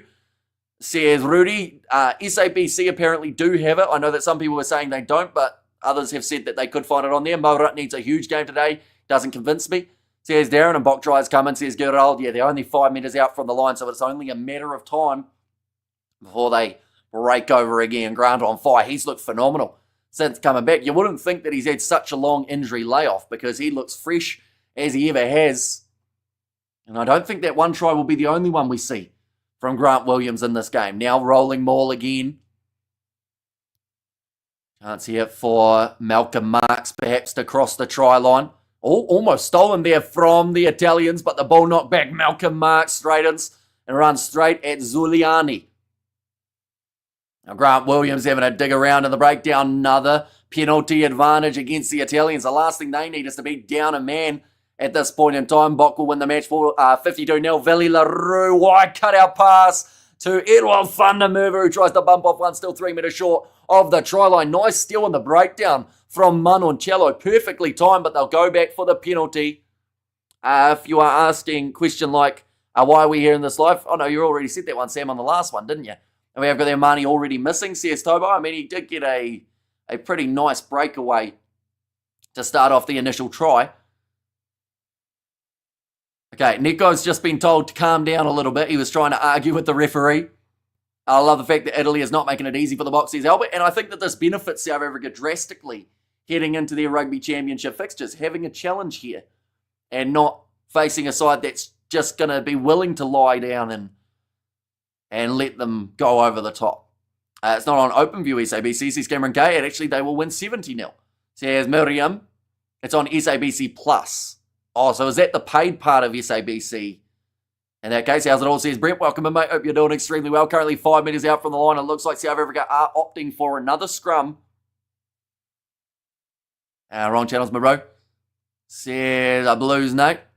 And the ground is wet for a scrum call. Yeah, although I think they like it, South Africa. They've already opted to go for a scrum right off kickoff. So I don't think they mind too much that it is slippery underfoot. In fact, it might help them a little bit. Lyle Kruger right says Leslie. Which SABC? SABC plus by the sounds of it. That's where it is. South Africa will win by 50, says Aldino. Now possession at the moment, 67% in favour of South Africa, so they have not been given a lot of the Italian ball. 79% territory. And I believe Italy are probably on their last warning too. Front row gone down. Another advantage at scrum time. Going the way of South Africa. Grant Williams goes to Andre. Yesterday is a wide cutout pass from Marty Libok. And Edwald van der Merwe for the corner. He thinks he has it. But I think they'll just have to check this one to see if he got the job done. And look close to the sideline. Marty Libok looking for the ball. It's in the middle of the field. He has to go over and grab that one. Instead, it's not a try, says Albert. Is it reverse psychology again, Albert? Because the first time for the try, that wasn't, you said it's a try. So does that mean that for reverse psychology, it's now not a try, so it is?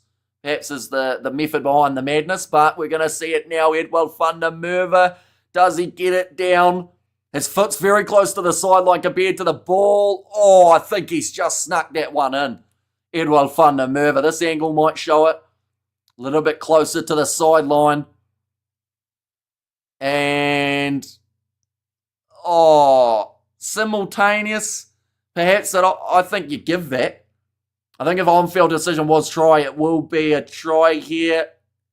Oh, it's so close. And honestly, it could go either way. You're allowed to say player names again, says Niall. And it's given, says Lisa. Yeah, see, that for me is just down in time. Very close, though.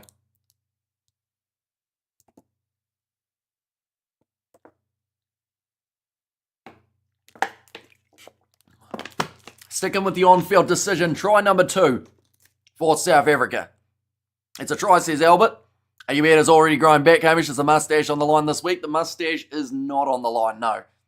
Even though South Africa have started this match very well, and my score prediction might not be a mile off, we're still not quite getting rid of the mustache as of yet.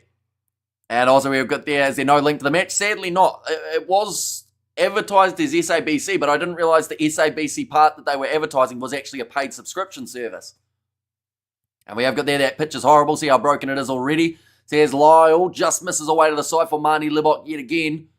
Making the score now 10-0 for the Springboks. We have got there, try time, says Andre. In case he is too far from my local spa, so next time, I'm watching from my phone. Says right burst there, and yes, pitch is not good for scrummaging, says Sakabull, although they have won a few penalty advantages already, South Africa, from this one. Now getting ready to kick off the Italians, 16.5 minutes into this fixture. Does kick it down towards the 22, nicely taken by Salman Murat. Does get away from the Italian fly half. SABC 2 is showing it for free. I'm watching it. Says Lisa there, and a mustache should not point down at the tips. They should point up, says Albert. But what about a handlebar mustache?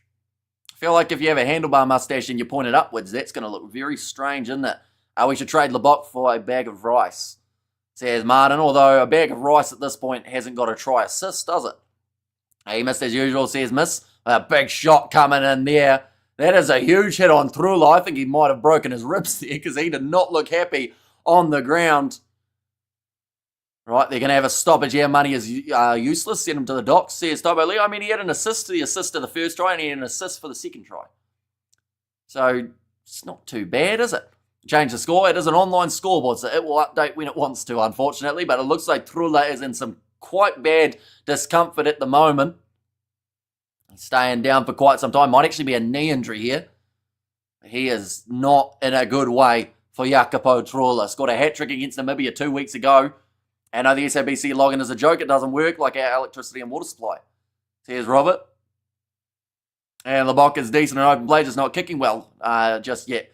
There's Lyle. Yeah, so a bit of a slip. His ankle just went the wrong way completely. I don't think that ankle's going to be working for a little while. In fact, I don't even want to watch a replay of this, but the turf, nah. This type of turf is dangerous for ankles. I mean, people talked about the danger of the scrums, but this is quite, that's a bad ankle injury, all because his foot just gripped that little bit more. And I doubt he will be continuing in this match. I doubt he will be continuing this year. Until maybe November if he's lucky. Injury twisted. Says Roof there, while Fundamerva scored. Says Mikey certainly did and win. Says Madonna, I believe that is. And now Italy, they will have to make a sub off their bench. And what did I miss? So we have seen 2 tries from the South Africans. One coming for Grant Williams, which was the first. The second try coming for Edwald Fundamerva. Who twisted? It was Jacopo Trula, the Italian number 11. Is your scoreboard right or wrong? This is the correct scoreboard at this point in time. And just kick the Italian player off the field so he can score more. Says Gerold. See, I feel like if an Italian said that if a South African was down, you get quite offended. But now, Paul Estes, and thank you very much for becoming a member. Greatly appreciated. 3 months did similar when I was 15. Says I am nutty, so yeah, that'll take him out till November. By the looks of it, speedy recovery, says Mr. Allin. Is an animal, says Alessio, and also time for money to go off his kicking. Not working today, last time he was lucky. Says Sue Walsh. Well, the thing is, like, a lot of the time, there is still another kicking option. This is probably one of the exceptions, though, where Marnie Libok is in the starting lineup without someone else who can take those kicks. We have got the greeting sandwich from the West Coast, South Africa. Says Clinton, and time for Marnie. Oh, no, I read that one, didn't I? And the pitch is not helping Marnie's kicking at the post. Says Leslie, he almost looks hesitant heading up to the ball. This guy missed twice, get him off the field, says Miss, although he did also set up that last try of Edwald Fundamerva, and the try prior to that, he did get the offload away that created the line break. So, would you rather the tries or would you rather kicks going over? Fun fact, they don't get the kicks if they don't score the tries. Anyway, Marnie should take a break, says Gerold, and Sasha should be started. Where's Colby? Hope he gets rested at Eden Park, says Shane. But now, scrum happening here. Sub has been made for the Italians. South Africa trying to get the big push, still trying. Being told to use it there by the referee. Grant Williams goes off to the left-hand side, finds Andre Esterhazen. We'll run it straight. And hard Marnie Libok, little grubber in behind, attempting for territory, gets it inside of the 22 of the Italians. Got smashed in the process, Marnie Libok, but swings back up to his feet. They try and take it quickly there, the Italians. They almost messed it up. Another Bok try in 5 minutes. Watch, says Gerold. Is Colby on? Colby is not in the 23-man side that has taken on the Italians here, so no Chisel and Colby for this overall match. Now, rolling this one back again, it will be Italy inside of their 22 to be able to kick it towards the sideline. South Africa 34, Italy 28.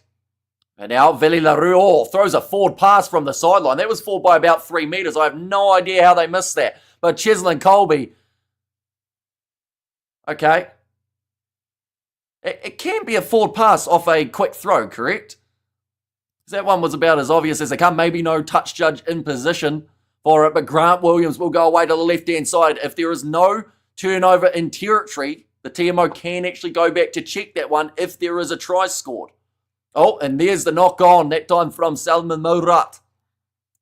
And Peter Sefatoy playing wing, says Albert.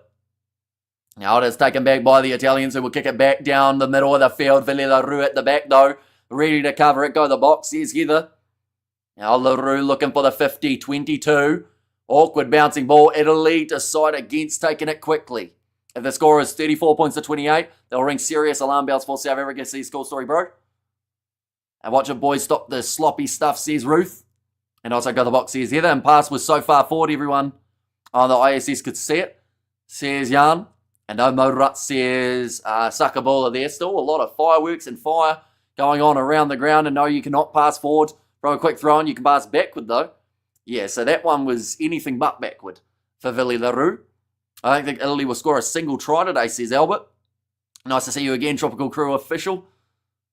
Says Danielle there. Now ready to throw this ball in. No, in fact, time is off. Okay, I think they were just getting confirmation of how many were taking part in that line out. The referee is bloody dreadful, says Akaris, but now claimed at the front from Kanoni. Rolling a little bit further forward. The Italians have got themselves the penalty. And Garbisi thought about going quickly. Little bit of push and shove there between Andre Esterhazen and I believe that is Daniello Fischetti. Not too sure what started that. Easthuizen just tried to headbutt him, I think. He has to calm down a little bit. In fact, that might have been Visa who came in there, tried to get forehead to forehead. And Jasper, go to the clinic. Rubbish in Italy, says Alessio. Right, they're actually going upstairs for this now. Check the actions of 8. I think Jasper Visa did a headbutt. This was really stupid if he did. It's initially instigated by Italy. They're number 1. Right, and then they're checking for the actions of Jasper Visa, who I think right in the first moment did actually go for a bit of a headbutt on one of the Italian players. We'll see it here. So Jasper Visa has a bit of a conversation there with Fischetti, who did push him a bit, but it's what happens next here. When they're in close proximity, and when he thinks that maybe no cameras are on him, I think he might throw a little cheeky headbutt in there. Right, we're going to see the replay now. They're just showing the replay. They might not go far enough through. We're waiting now. It's coming up soon. There was something else here. Jasper Visa talking to him. Right, they've found the angle. Red card, 6-week ban. See you later, Jasper Visa. He already got suspended last year for a long time. This is a straight red card for something so stupid that didn't need to take place. Right, so they're saying initially it was just holding, but then Jasper Visa has thrown a headbutt to the nose. It's a permanent red card, so no chance of coming back. And because he's already had red cards in the past, at least probably a 3 or 4 week suspension. Push and shove is part of the game. Headbutts are not. Says Akaris, but yeah, stupid from Jasper Visa. Resi can't believe it. Obviously, he didn't see the replay that everyone else did. And why did he do that, ego? Says Carlin. Well, I talked about it before the game. It was going to be exciting seeing the two, Jasper Visa and Kobus Visa, on the field together as brothers. That's not going to happen because Visa's not coming back. Hardly a head charge. Says, I am nutty. Visa's lucky to be a Bok, always being a dick. Says Dobo, and Visa's so stupid. Says Leslie, and what a shame, says Miss. And how can you lose it so early on? And it was just from a little, I think Fischetti grabbed him by the jersey and gave him a quick little one of that and went, ha, we got that one. And then Visa, obviously, I don't know what happened, the temper flared, and he went, you know what, I don't like your face, I'm going to headbutt it with mine. And now line out throw here for the Italians, who do have the man advantage now. Oh, well, that could blow his future. It could. He might be missing for the whole rugby championship now. Or not, maybe, probably not the whole, but at least a few of those games. Are we ever going to get rid of Lebok? He should not play Azzurri rugby. So is that only because of the kicking tee, or the fact that he set up 2 tries, and that's a few too many to set up after only 20 minutes of play? Something happened before the headbutt. It must have, but it was nothing that was to the extent of, like, there was push and shove. There was a bit of pulling on each other, and I think it was the fact that Fischetti was laughing in the face of Visa, and he just couldn't handle it and snapped out there on the field. And Fischetti straight away, Fischetti went and looked to the ref. He was like, did you see that? There was no headbutt, is the comment there from Rassi Erasmus. So he obviously didn't see the angle that showed it. We have got there, clear red, no excuse. It's the Afrikaner short temper, says Leslie. But now, it's going to be a free kick going the way of the Italians. And I feel like that is pretty much right now the last of any sort of back and forth push and shove that we'll see throughout this one. This time, Wilco Low, the man penalised. Yeah, that's what a red card looked like. No 20-minute, just full-blown red. Says so incredible. But now, Edward van der Merwe knocks it on. And Italy will have themselves another scrum. Stop talking rubbish about Jasper Visa, says Justin. Okay. Well, he had a couple good tackles before he got red carded. Is that a little bit better? But I think that there will be plenty of people not happy with that man's decision out there. Rassi is going to go nuclear on him, says Sakabola. I've never seen a game like this right from kickoff, says Mr. Allin. And Lebok can't play under pressure, says Tessis. So the 2 try assists don't count, obviously. Or at least the 1 try assist that you could say, and also his offload that created the line break. They don't count. It's just the kicking, right? That was clearly planned, says James. I want no sanction on the Italian because the Italian only gave him a bit of a pull of the jersey. There's a big difference between pulling a man's jersey and laughing in his face than headbutting the man. So, if it was a plan from Italy, they did it all within, unfortunately, within the laws of the game, but the headbutt is not within that. Now rolling, trying to get that scrum moving. Oh, what a shot that is from Kane, and Moody rushes up and forces the handling error this time of the Italians. Yes, but hot-headed, says Leslie. South Africa needs the halftime break. To be honest, this is shambolic, says Lyle. We still have another 16 minutes remaining, though, of the first half. Moody in a mood. Rugby is a game where you have to control your emotions and physical actions. Yeah. And unfortunately, Visa just had a brain fade there. But, I don't think it's going to cost South Africa too dearly throughout this matchup. Playing with 14, they will still be more than capable. We'll be interested to see what kind of subs get made now. It's a soft card, but I understand why it was given. Yes, there's a basket case pour from him, says Elijah. Definitely for a guy who's had a few red cards and had to sit out for some time. Number 8, please. At the moment, Andre Estesen is actually packing down on the side of the scrum. So maybe it is a good thing that he had that practice up against the Barbarians. As this is a 20-minute red card, says Sakavola. I don't actually know, if I'm being completely honest with you, because they said it's a straight red, no review. But then I don't know whether or not that is straight red, no review, but it's going to be just the 20 minutes, or whether it's for the full match. That headbutt was utter childishness. The Box will still win. Yeah, I don't think it's going to cost them this game. It looks like Oxnashare is about to make his way onto the field here. After just 25 minutes, they are about to get rid of Thomas the Toy. So that is pretty much telling Thomas where he is in the rankings at the moment for the props. They could also bring on Jan Hendrik Vessels to replace Oxnashare if he doesn't perform. But a big push that time. Advantage now and the penalty awarded to South Africa at scrum time. Yellow can get upgraded to a red. That is true, but this was a straight red. We have got there. The Box should win this one by a good 30 points, even with a man down. It might be one man short, but the win is still inevitable. Perhaps the gap on the score might be slightly less, though, says Jan. So they are just making the decision there. Mani Libok has been told to kick that one towards the touchline. Unfortunately, we have lots of boneheads in South Africa. Disgusting reaction, says Jason. No, it cannot be a 20-minute red card if it is off for the whole game. This guy is a plank, says Akaris. We're going to see it there. I think this time it was actually Thomas the Toy who held his own. And 20-minute red card is different, says Wemma. Yeah, Oxnashare, he might be on after only about 27 minutes here for the South Africans. Thomas the Toy, a better position. It's tight here, prop, says Albert. Now going off to the right-hand side. Big shot on Edwell van der Merwe by the Italians. 2 men on the ball. They've been told to get out of it. They were told no hands. And I think they got very lucky not to be penalised for it. Now Marco van Staden getting back up to his feet. Has another crack at it. This time Italia onto the ball. Or Italy, I should say. And it is Zuliani who pops up with the penalty. Jasper needs to cool his head off, really. Just when we get used to him being back.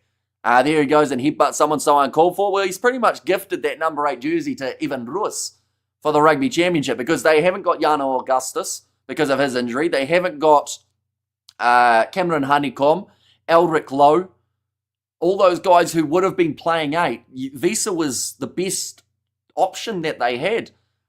But now I think it has to go to Evan Roos, doesn't it? Unless they're going to reshuffle maybe Khaleesi goes to 8 like he plays for the Sharks, or maybe we see Kwaka Smith as the starting 8. Tachuka, perhaps? And we lost momentum, says Sakabola. And also, what was the intention behind that opening kick? It was to win a scrum, to have a scrum. But yeah, an interesting tactic that no other side has used. It didn't work because there was a free kick against the South Africans for an early push. Yes, Pimentel, says Leslie. We will still scrum then down without Jesper. Well, they got Andre Estesen on the side, who probably weighs about the same as Jesper Wiese, so I don't think it will make a difference to that pack weight. Selman Morat knocks it back there to Willie LaRue. Going for the kick in behind, but a bit of open space here for the Italians to run into. Tries to step, gets round. Tackle attempt of Kane and Moody, moving up to the halfway line. Peter Steftatoy wanted the steal. Unsuccessful. We see him go into a number 8 role for the South Africans. There's so many questions now about what will be next, but now passed on the outside, drop ball from Italy, and now Willie LaRue on the halfway line, passes back across to Mani Libbok, skip pass, goes to Kane and Moody. Thought about going to Makazole Mapimpi, but couldn't get it out there. 28 minutes into the contest at the moment, and it's 10-0 for the South Africans. Willie LaRue, cross kick just over the head of Edwin van der Merwe. Technically, the Blocks were in front of the kicker. They were. It was actually, it should have been a penalty for offside. But because it didn't travel the 10, that's the one that they ended up going for. The second string French are equal to Italy for sure, says Danium. And oh dear, says Ruth. And as well, Rassie looks just kind of depleted. I was trying to think of the right word. Or deflated was probably another one. He's kind of hunched over the desk with his head only just off. You know, like when you're at school and you're into that final class and you're so tired and you just want to knock off. He just looked like he wasn't at all enjoying himself here, Rassie. It's make you wonder what will happen with the selection for this next match too. Now going back across to the right-hand side, flat ball from the Italians, close to forward. To the hands of Zuliano Garbisi with a wide cutout pass. That one has been called as forward. So we'll go back for another scrum. We have got there, Rassie looking pissed off, says Darren. And also, really bright, says Alvin, and Rassie has been coaching too long, says Cool Story. And also, I'm curious, what was the leadership of the captain at the time of the headbutt? Well, I think it all happened so fast. Like, there were guys in the it kind of turned into a maul, I think, didn't it? And Italy ended up with the ball. Right, Oxnashare making his way on now. And that is going to be for Thomas du Toit, who gets taken off after 30 minutes. He looks pissed as well. And you wonder whether or not that is because of those early scrum free kicks going against the South Africans, or because they have got 2 loose heads that they can bring on throughout this game. Willie LaRue, he's just quit and never come back, says Gerold. And also we have the box of Rusty. Can do this, or can't do this against the ABs. We'll get 20 put on them, says Danium. What was your score prediction? I said Springboks by 40, but I didn't anticipate this is a big scrum coming there for South Africa. Already the impact of the Ox is in play. Willie LaRue chips it in behind. Edwin van der Merwe chasing after it, grubbers it forward. He will have his second try of the match. And Edwin van der Merwe, a youngster who doesn't get a lot of game time, but he's certainly trying to prove why he should. That South African fan was just doing a jerking off gesture to the camera. Can we see the match, please? You can see it on SABC2, on DSTV, on Stan Sport, on Sky Sport. But Willie LaRue with the chip in behind, the awkward bounce for the Italian fullback. And then goes round the post. Edwin van der Merwe could have easily just ploughed into it. Too close to miss, says miss. Is it a 20-minute red card or full game? I believe it's a full game. Is that a try assist for Willie? It certainly is. Unless, of course, you count Edwell's grubber through to himself after that kick. An assist for him, if that makes sense. But, yeah, Willie LaRue was the last man to touch it before the try scorer. That one has gone over from Mani Libbok, and the lead now 17 points to 0. So what do you expect? 3 weeks, 3 different teams. Even so, All Blacks, are you going to suck eggs? Says FVG. And also, who got sent off what position? Jesper Wiese in the number 8 for the South Africans for a headbutt on Danilo Fischetti. And how many caps that 14 got? Only like 3 or something like that, I think it is, for Edwin van der Merwe. Maybe even less than that. He might only have 1 or 2. We have got that South Africa to win by 22 or more. 21 is no good. Prediction, says Jack. I did go South Africa by 40. So we'll have to hope for the best. Marnie's the man, says Leslie there. It's going to be kicked off again by Italy, and trying to slap it back was Manoncello. It's back off the South Africans. Grant Williams to roll this ball back once more. Getting it ready in the pocket for another box kick. SABC Plus is lagging like it's 1982, says Nelson. Oh, Mapimpi went up and he does knock it back onto the side of South Africa. Right, I think that Italy were told to get out of there. Manoncello decided, I'll have another crack just in case. Ruan Nokia hits it up now. Williams, penalty goes the way of the Italians. Diving in off the feet from Selma Murat. And now Italy, they could take 3 if they want it. And it would give them some form of points in this game, but I have a feeling they will kick this one for the corner. And Murat straight through, says Blues Nate. And thanks, Bockies, you make us proud. Says Alvin in there. And what can I watch it on? It is on SABC2. It is on Sky Sports, Stan Sport, DSTV, Flow Rugby. Those are probably all your options for being able to watch this one. It's exactly 6 p.m. in Cape Town, says Ruth. They will go for the penalty. They have gone for the corner. How can anyone suggest a headbutt as a 20-minute red card? A 20-minute red card would require no intent or mitigation. Clearly neither. I was sure of that infringement, says Akaris. I think it's just more down to the fact that the 20-minute red card has been in play in certain competitions, so it is confusing as to which ones have the full red card and which ones have the 20. SABC, guys, podcast is the place to be, says Romeo Smith. Now, line out throw here, almost stolen by Murat. Went up for it, Fischetti runs straight at Wilco Low. And the penalty goes the way of South Africa. Straight off the feet, same penalty as we just saw. And we have good there watching on Prime, but listening to your call, says Danium. And also, Italians need some pizza. I need some pizza. It's currently 4 a.m. here in New Zealand, and I would absolutely love a slice of something. Now, Money Libok. Heavily strapped right leg will kick this one into touch. SABC Plus is excellent streaming quality if you are on Mars, says Cool Story. And where did Murat play rugby? He does play for the Stormers. 5 minutes remaining in this first half. Ticking over quite nicely.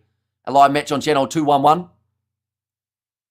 We don't need crowd shots every 5 minutes, says Kiwi. I think it's to build the atmosphere, and it certainly does that. It fills in the gap when there's not much else happening. Now Grant Williams, big shot coming in on him by Ross Vincent. Oxenshire playing halfback. Gets it up to Marco van Staren. Now, going to the right-hand side, Selma Murat. Grant Williams. Back across, Peter Steph the Toy. Now advantage in favour of the South Africans before the Stormers, says Leslie. And Shane Hamish, 4 a.m. No pizza. Parlour's open yet, says Ruth. A nice game to Cape Town, says Johnny. But another penalty goes against Italy. This is really mounting up to the stage of potentially a yellow card in the next 1 or 2, which aligns their towards South Africa and New Zealand this year. They seem at their strongest for ages, says I am nutty. And yeah, sadly, we do have to wait another 4 years to the next British and Irish Lions tour. Now, Money Libok kicking it out once again. I think Jasper Wiese is moving to second string after this game. He really messed up, says Gerald. And also, we have got their link, please, says Alvin. There isn't really one specific link. It's just SABC or DSTV or Sky Sport or Stan Sport or Flow Rugby or Prime Video. And South Africa needs the halfback or halftime break, says Lyle. And try time Moody, says Elisa in there too. But now throwing this ball in. Malcolm Marks goes to Ruan Nokia. Grant Williams across to Andre Esterhazen. Always lures in at least 1 or 2 defenders when he attacks. Oh, the Springboks going for the line out in the middle of the field. You heard that correctly, the lift. And it's going to be another penalty advantage after, I guess that was collapsing the maul. Kanan Moody, though, bumping off Lewis Liner and scores it. Tell you what, they're throwing in all the different tactics. Rassie looks happy again. And it will be another try for South Africa. Do they play for the cup here? And if so, what cup? I'm not actually too sure if there is a cup on the line. But South Africa going for the lift in the middle of the field for the pass. And then Grant Williams finding such a good pass to Kanan Moody. And goes through, scores the try, Italian Cup. Says Leslie there. And beautiful Moody, says Sakabula. And there as well, but great finish from Moody, line out. Said Blues night, a very weird game, sleep time, I'm sober. It seems like more of a Barbarians game, doesn't it, in terms of the tactics we are seeing from South Africa. So obviously not, like, I guess seeing Italy as any sort of threat to them in this matchup. Great commentary as always. Where in New Zealand are you? I'm in the South Island, about halfway up. That kick from Marnie Libok, a lot straighter. Does go over 24 points to 0 now in favour of the Springboks. Bleh. Says Novmum and Moody Williams. Great combination, says Ruth. And we have got there the playing for the Spag Bowl Cup, says Mike, but just trying to tackle a little bit too high there from Lewis Liner. Just using strength to make his way through. Tony Brown congratulating Rassi Erasmus for that one. You look like a traffic officer with that mustache, says Marnus. I will take it. There's a mixed match team from box selection was never going to be smooth, says Albert. Seriously, is Rassi and his team on crack? What sort of move was that? An effective one, apparently. But, yeah, I feel like this game, because it's so one-sided, I'd like to think that's why they're trying all of these different tactics. But Italy getting into the breakdown, winning the penalty. No clear release coming from the Springboks. Italy keep taking the lineup. Says Lisa there. Who's the coach for Italy these days? I actually don't know who they've got as their head coach. Just for now, I know the guy's face, but I don't actually know his name. We are leading in all, but still in third gear, says Sakabula. And also we've got the Visa versus Rus are both card liabilities, hence the lack of selection, says Robert. And what is the link, says Rachel? So there's no real link. You just got to literally Google SABC. And then that might be your option, or you just got to go onto the World Rugby website and they'll tell you your where to watch options for this one. Because I can send you what I'm watching it on, but then you have to pay about 50 New Zealand dollars a month, which I don't think is the plan that you want to go with. An effective one for sure, says Jan. And Zero Unbelievable, says Miss. The Springboks managing to steal that ball back into the pocket. Grant Williams just jogging it towards the sideline. I don't think it was half. Okay, they just say it was half time. And 24-0 for the Springboks up against Italy, a much stronger first half than they had in the last contest. And now, second half, just around the corner. We have got there, well done, South Africa, keep going, says Alingo Mosso. And Moody is a great 13. He is very elusive and a good tackler, says Mike. SABC might give us miss or dis. Info, says Isaac. And try Italia, says Giancarlo. Unfortunately, they have not been able to cross that try line as of yet. And 50 New Zealand a month, I found that in my couch. Says I am nutty. Well, that is very lucky. And we have got there, I love that Rassi trick plays. The GOAT, cheers from Argentina. Says Arjun Swift. And also Rassi at halftime to Jasper. I don't want to talk about it. Says Albert. Well, the thing is, for a start, Rassi didn't think it was a card. He said, where was the headbutt? And he didn't actually see one. So I don't know whether or not they just set him up with the wrong replay. Sheer power from Moody, says Brian. I hate to be in that locker room now, says Jason. I think it's lucky they scored off that last play, because that at least put a smile back on Rassi's face.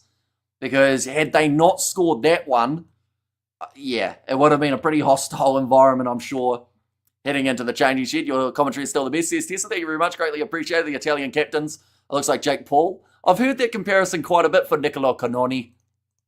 Over the last little while, you think TMOs are good for the modern game or not, Hamish? It depends how involved they are.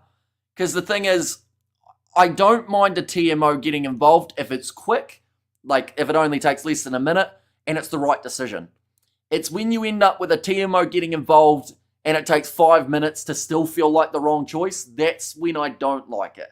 But if it's quick and it can sort out some of the little issues that they have in a game, I don't mind it. But it has to be correct, and it has to be consistent as well. That's the other big one, because if you haven't got consistency with a TMO, you haven't got consistency across the whole board. And never a red. We South Africans are used to being punished. It's 100% a red. I don't think we've ever seen a headbutt not given as a red in that blatant, obvious type of play. Rassi is overrated as a coach. He's not a great coach. He's only got a few World Cups, doesn't he? We have got there, Hamish, my favourite Kiwi, says Bulls. And score predictions, I went South Africa by 40, which I'm not too angry about at the moment in terms of that prediction. I feel like it might not be a mile off. There was a clear headbutt, not hard, but stupid for a pro player, says Sakabola. And highlights, says Kitty. I think that from the get-go, we've seen South Africa throwing a few different looks at this Italian side. Definitely a change from what we saw in the first match. And Kiwi Rob, jealousy makes you nasty, says Isaac. Are you sure it wasn't a South African kiss? Says, cool story. I think it was more like a Glasgow kiss, as they call it. Also known as a headbutt. Unfortunately, Buckers did that many times on camera and never got carded. Game's changed a lot since then, Albert. When was the last time Bucky's Bota took to the field? They probably have a few more HIA rules in play now. They used to have punch-ups out there on the field and no one got carded. Yes, Vavisa is a disgrace, says Andre, and Morat needs to go, says Michelle. And there as well, not having its best half overall for Salman Morat. Couple little mistakes happening along the way. And we have got there, he's been handed one of those World Cups though, Hamish. Yeah, but he still had to get there, didn't he? They had some pretty tough games up till, I assume you're talking about the World Cup final. But, history books, it's all written in. And Rassie's name is there. Love your commentary. Our Buckies would get a red card every minute, says just in case. Yeah, it's definitely different now than it used to be because, we've talked to players in the past who said that their role when they first started playing rugby as a lock was to punch the opposition front row right up the middle, uppercut as soon as a scrum went down so that the opposition would stand up and get angry and you'd win the penalty for them standing. That's the type of old school way that rugby used to happen. But yeah, you were the designated puncher to try and knock the other team off their mark. So, yeah, bit different now, of course. But yeah, second half, not a mile away from starting up, ladies and gentlemen. Are we have good there? Do you think we are going to win the World Cup? I think they're going to be very close, South Africa. Never Red, come on. Some of your South African supporters are so used to getting the rub of the green. I'm surprised they are not asking for the Italian to be sent off getting in the way of the headbutt. Says Akaris, how long is the red card suspension? Well, Jesper Vesa hasn't got the best disciplinary record. So I would say he's probably looking at 4 to 6 weeks. And it's just not a smart thing to do. When you're the first choice number 8, he's pretty much gifted Evan Roos starting minutes throughout the Rugby Championship, and then Vesa will have to work his backside off to get back in there now, because Rassie will go, well, can I trust you? Can I trust that you're not going to go in there and just throw a headbutt for the sake of it? Player of the first half, I would say that Edwell Fundermerva looked extremely strong. Alongside that, I'd say, Moody was all right. Yeah, also Andre Esterhuizen. I wouldn't say anyone in that forward pack actually crazily stepped up throughout that first half, to be honest. We saw a couple good plays, couple guys doing some nice work. Ox and Chat making his way onto the field for that second kind of period, and he did all right. But just, the forwards were overall pretty all right, I think we'd say. Can't stop thinking about that pizza. Hamish, 4 a.m. munchies, and red card is 20 minutes, says Peggy. It is normally, but with the new laws, I believe that one will be remaining for the whole contest. That was the softest headbutt I've ever seen. It was more like a Maori head greeting, says Albert, but it was, unfortunately, the fact that he tried it. And he made contact with the nose, and you could see that Fischetti didn't feel it that badly, and that might be the only thing that gets Jesper Vesa off, is the fact that the player wasn't hurt from his stupidity. But, yeah, it doesn't bode well for them. That means he will miss the 2 All Blacks games if he gets 4 to 6 weeks, or am I wrong? So if it's 4 to 6 matches, he'll miss Georgia, he'll miss Australia, and then New Zealand for the first one. If it's 6 weeks, he'll miss both All Blacks tests at Eden Park as well as the one taking place after. What's your go-to pre-stream feed? If you can eat anything, normally toast. As between the streams, I get maybe 15 minutes if I'm lucky. So sometimes toast is about all I can do. Before this one, I had some hot chips because I do like hot chips, even if it's 2 a.m. And we have got there, not even Evan would do that. And we know how he gets his 9HD. But we will quickly go like this, ladies and gents, and we will show you who is on the bench for these two sides. Evan Roos, I wouldn't be surprised if he makes his way on at some point in the relatively near future. But then you wonder who that would actually be for. Perhaps they might just play Andre Esterhuizen as the hybrid player here, have him playing in the 4-pack for the scrums, and then move him into the back line for the rest of the plays. But, Rassie, we do know that there are definitely tactics up the sleeve to be able to use. So I'm sure he'll be able to find one for the second half. But the first half did go pretty quick overall, ladies and gentlemen. We have got another game taking place around the corner. That will be the one between Argentina and England. I have just finished scheduling that match on the channel, so you will get taken straight over to that one at the end of this live stream. We did it at halftime last time. Oh, one of the commentators sounds like he is losing his voice. That is not ideal, with a whole second half still to come in this matchup. But there we go. We have now scheduled that next live stream, so we will be ready to go for that one too. Well done. The Springboks can't believe the number of people defending violent play, says Niall, and Marnie Libok and Sasha is a nightmare for any team, says Farid. And also specialist of rugby, and hope it isn't toast with Marmite or Vegemite. It was just plain with a little bit of margarine on it.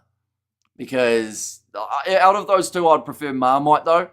As a Kiwi pie actually as good as the Kiwis claim? Honestly, depending on where you go, I'd say yes. I would highly recommend trying one. But something about the pastry of an Australian pie, for some reason it doesn't quite go the way that the Kiwi pie does. And that's nothing against Australia. Like, their pies are still pretty decent.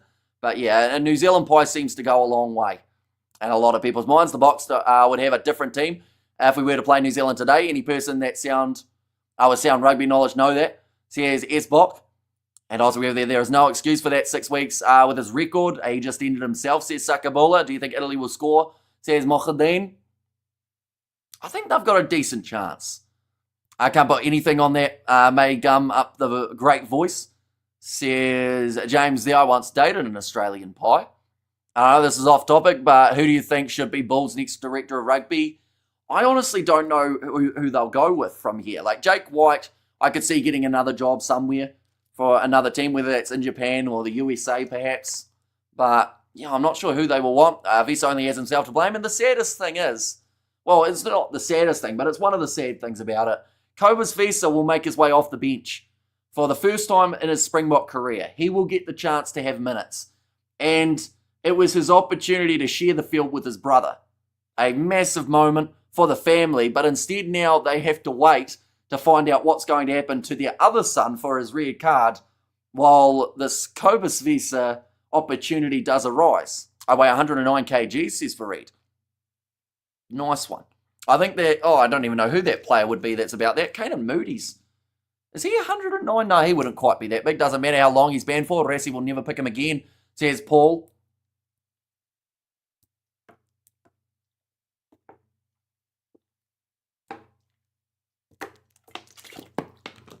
Do you think the Wallabies have a chance against Lions? I think it's going to be tough for them. Moody's try us one for the books. Yeah, just bulldozed his way over, didn't he? In that one. And Visa is the Box Lavani. Yeah, all their crema. Of course, Argentina unfortunately have a few of those guys that can fall into that category.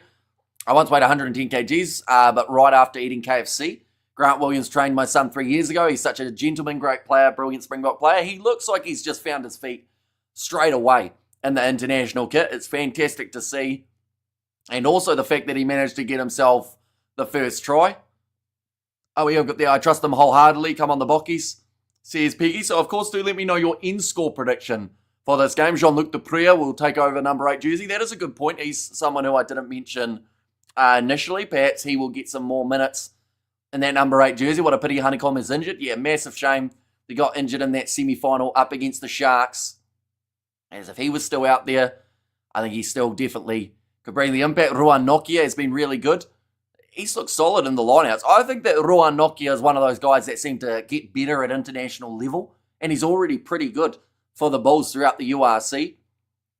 And we have there, Hamish, do you work out? Says Carlin, does sitting here watching people run around count as working out? Because if so, yes. But if not, then no. 45-7 to the Box, says Amos. And hey, the Pumas have a wonderful team now, says Scoreline Update. And they are going to be in action in only a few hours' time up against the English. We will be covering that game on the channel too. Some of the fresh and youngins are really good, says Elijah. Do you do cricket judo stretching? No, but I will have to start trying to get slightly fit as cricket season is just around the corner. And if I don't, I'm going to pull a groin again. And then that will be a very sad day. Why does Rassie insist Marnie's kicking for the Poles? Do the Boks not have other options? They do, but for some reason, like, I guess in this lineup they don't have another option, but normally they have another guy that could take the kicks rather than Marnie Libbok. I think that Libbok's attack is good enough to keep him out there. And too late for that, says Miss. And he has actually got his last 2 kicks over to his credit in this match too. We have got there, Hamish, congrats on your great win against the French, says Reno. And Roof knows a lot about Hamish, says Carlin. And I don't think the Italians can come back. And also 6.4k votes, says Blues Nate. Yeah, massive amount. What profession are you in? I am a labourer / builder. So I guess that's slightly, like, I wouldn't call that working out though. That's just more physical labour. And how much Italy paying for the win? TAB, anyone know? I know going into this match they were $16 underdogs. At the moment on the TAB, they are $15 underdogs. That's actually not as much as I thought it would be at this point in time. And a better second half. That was a bit of a tongue twister. And that one. And well done, Hamish, says Blues Nate. Yeah, anyone who is new, be sure to hit that subscribe button. We are going to be back next week for the game up against Georgia. Also, tomorrow we will have a video coming out on the channel of us predicting what Rassie Erasmus will do in his 3rd test match for his selection. To be fair, Marnie improved this season. One of the kicks he missed is really, really hard. And Ox changed the whole scrum, says Raymond. Yeah, and it doesn't bode well for Thomas Detoy. The fact that they decided to take him off and Ox and Shea did make the difference. We have got there, to be fair, Marnie improved. Oh no, I read that one, didn't I? And England getting destroyed by mighty India at Lords. Says scoreline update. And that is in fact a scoreline update. And also we have got there, can everybody like the stream, Hamish? As a legend says, Lyle, yeah, anyone who hasn't already, be sure to hit that subscribe button. It is greatly appreciated you all being here for this matchup. But we have got there, New Zealand and South Africa is going to be a game. Says Mateo and Visa and Ruz need to spend some time at a Buddhist sanctuary. Learn how to control themselves or at least stop taking... Oh, the Boks can't afford those cards, says Robert. Physical labouring's a workout though. You can go gym all day, but physical labouring hits those hidden muscles that weights don't. Says Nars Williams and Go the Bokke, says Gloria, and we are very close to the second half, getting back underway for this contest. Italy, they will be kicking off from right to left.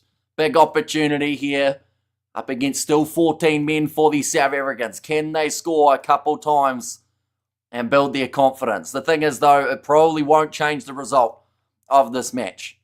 We have got there Vines. We're from your time, hey? Vines, as in like swinging vines?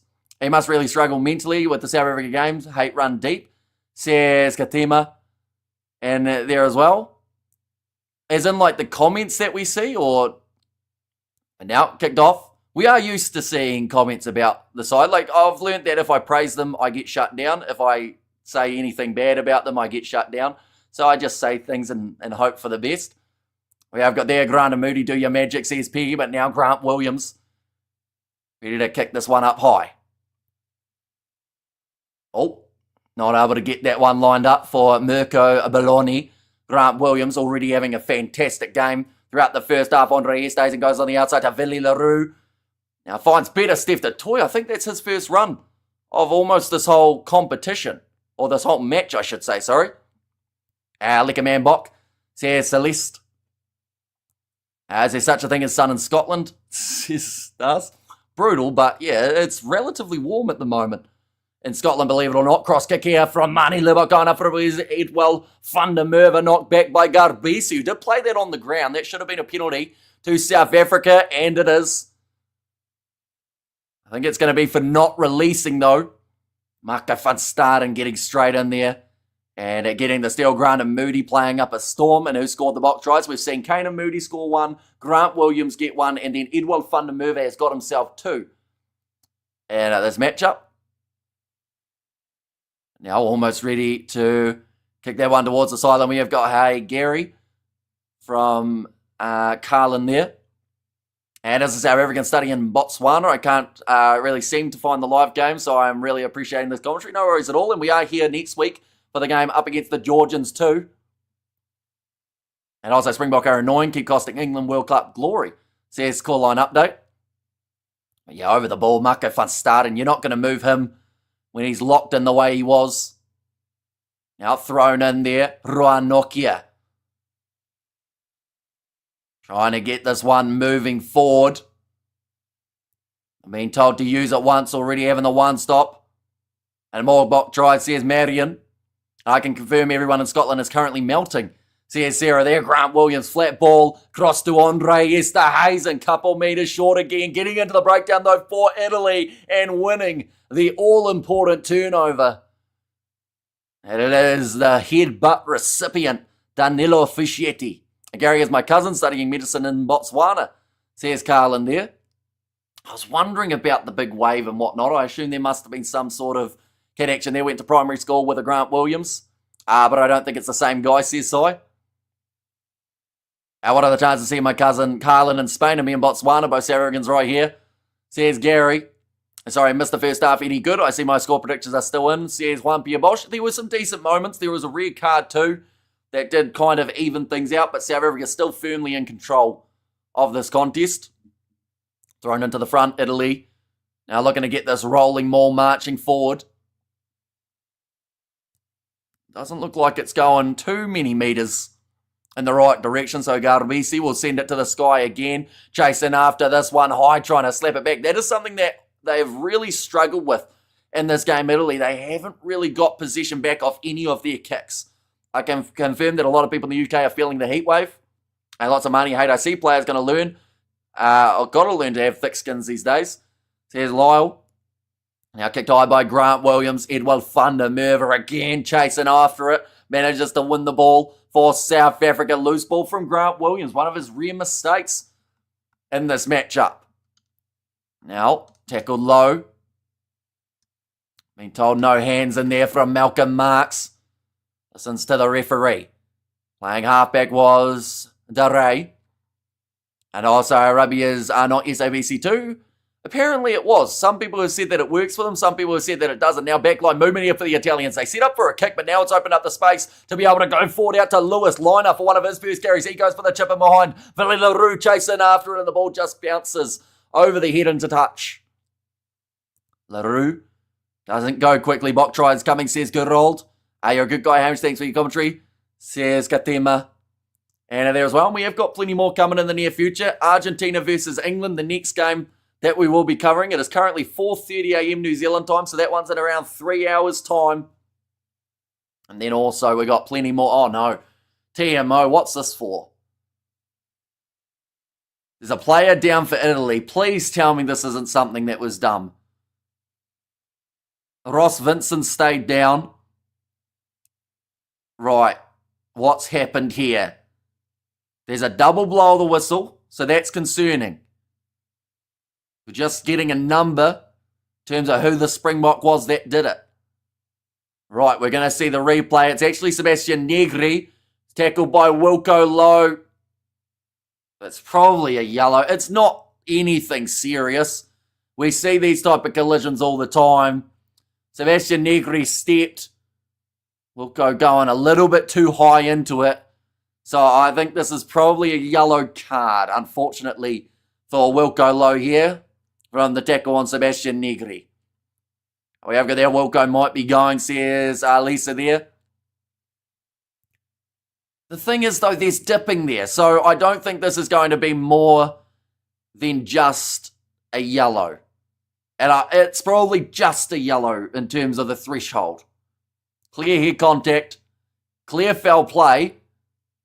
Meets the yellow card threshold, and this one will be reviewed. You are the best commentator, Hamish, even better than the ones at the game. Says Gerard, thank you very much. And what a shame, says Miss. And yeah, another yellow. Or another card, I should say. Poor tackle techniques. Yeah, just too high of Verlin. Has said, show us. Sadly, I cannot due to licensing. Any match footage or audio would get us taken straight off YouTube, give us a copyright strike, get banned for 3 months, and also potentially sued. There you go. We're getting better at saying that. And we've cut it down to only about a 10-second little increment now. Who got the yellow card? It was Wilco Low, who did get himself penalised for that one. But now, Klabakanye, if he is going to make his way on, he might be on slightly earlier than first anticipated. Rassi Erasmus, he will not be happy with these tackles that are being made. And Boomers were scared cat against the All Blacks in the World Cup semi-final 2023. He said that like a champ, says Craves. And Age cannot be banned, he's too awesome. And I don't like the TMOs over-analysing some decisions, says Tiger XV. Sorry, XI, I should say. Yeah, sit on that chair and think about what you've done, says Miss. And this is Italy's chance to get some points. Yeah, up against a 13-man South Africa. Honestly, the thing is, right, is this, like, it's not ideal. Don't get me wrong. 2 men in the bin. But could you also argue that if there was a stage where Rassie wanted to try out playing with less men on the field, this is the perfect time to do it? And I'm not saying that won't be the tactic, but at some point I feel like Rassie would have loved to have an opportunity to play with less men. Look at that. Malcolm Marx, sorry, you can't see it, but Malcolm Marx over the ball does get the steal. You know, if you're winning penalties and getting tries with 13 men, I think that would be like a mini positive from a negative. You know? I love this channel. Thanks, says David. Oh, hang on. What's this? Double blow of the whistle. Okay, no, it's just an Italian injury. It doesn't look like he's too flash at the moment. Took a shot in the middle of in the midsection. So yeah, there Malcolm Marx. He had about 2 or 3 Italians trying to get rid of him, but he said, no, this is my ball. And why the yellow? It was for a head-on-head from Wilco Lowe. Now this is becoming a joke. Come on, says James. And where is the ball? We have 13 men. So Malcolm Marx won the penalty. So South Africa will be able to kick this one towards the sideline. And also what to happen to the Wallabies. How they might have fallen. Says a scoreline. And South Africa could happen in the World Cup game. You're just showing Edwell Fundermurva some of his highlights throughout the first half. That man has been on fire for this contest. And as a guy who doesn't get a lot of opportunity for South Africa, he's certainly proving why he should in this type of game. And perhaps he's even worked his way towards a start next week. The bloke trying to make it 13 players each. Says Craig, I'm actually amazed by how the down under people in this group accept us Africans right. Says Isaac, we've got, yes, there are always going to be a few bad eggs, but overall we've got a pretty awesome group of rugby fans that tune into these live streams. There's a bit of banter back and forth. Some people do, like I said, take it a bit too far. But on a whole, the thing that bonds everyone who's here is that they love rugby. So no matter where you're from around the world, no matter what your race is, no matter what your religion is, the thing that everyone can agree on is we like rugby, and that's what most people talk about. And marks count for 2 players, says Somini. And now Andre Esterhuizen running it at Arthur Vincent. It's Ross Vincent. And well, how many red cards in this game? Just the one at this point in time. Now, charging forward that little bit more. Esterhuizen making meters for fun. Salman Murat. Now, Grant Williams goes to better Steph the Toy. Looks like an awkward leg bend there in the breakdown, but should be all right. Mako Fan starting just the 10 metres out from the line for South Africa. And who got the yellow card? Or red card? It was Jasper Wiese. Have you decided if you're doing Argentina-England? I've already scheduled it. Scheduled it at halftime for that one. And now Andre Esterhuizen tackled hard. Still 10 metres out. Ox Nche. They've done well to shut him down when he's running the ball. Told to get out of it again for the Italians, and that is going to be another penalty for South Africa. Double blow of the whistle. Italy get a yellow card. We're playing 14 on 13 now. And not just rugby here, it's your professional commentary, along with killer comments in here. A high five the channel and community, says Warren. South Africa 10 metres out. They were 10 metres out. They went back a little bit. Danilo Fischetti, now the man who gets the yellow. Malcolm Marx is a wonderful player and a gentleman, says Danielle. And at this rate, we will end up watching a Sevens knockoff.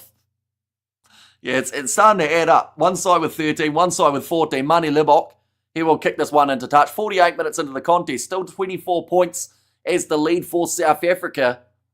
Prediction for South Africa, Georgia. I think more of the same like this. We did see the Cheetahs beat Georgia in their head-to-head this weekend. Now, I haven't seen the Georgian lineup for that game, but if it was close to their full strength, then I think they will really struggle up against the South Africans. Hamish, have I ever taken it too far? Says, cool story. You've been on the verge, I won't lie, but you seem to bring yourself back down every once in a while. I don't underestimate your wit and humour. It draws people in, says Aneki. It's an interaction with people all over the world, and your interaction with us that keeps us here, Hamish, says James. Oh, almost stolen there at the line out. Yeah, I do try my best to read all the comments, and the ones that I miss, I do try and go back and read after the live stream has taken place. But I always say it, like, yes, we can just do the commentary, but it's you guys being here as well, sending messages that make this so much fun. Wide cut out pass from Mani Libok, picked up by Makazole Mapimpi.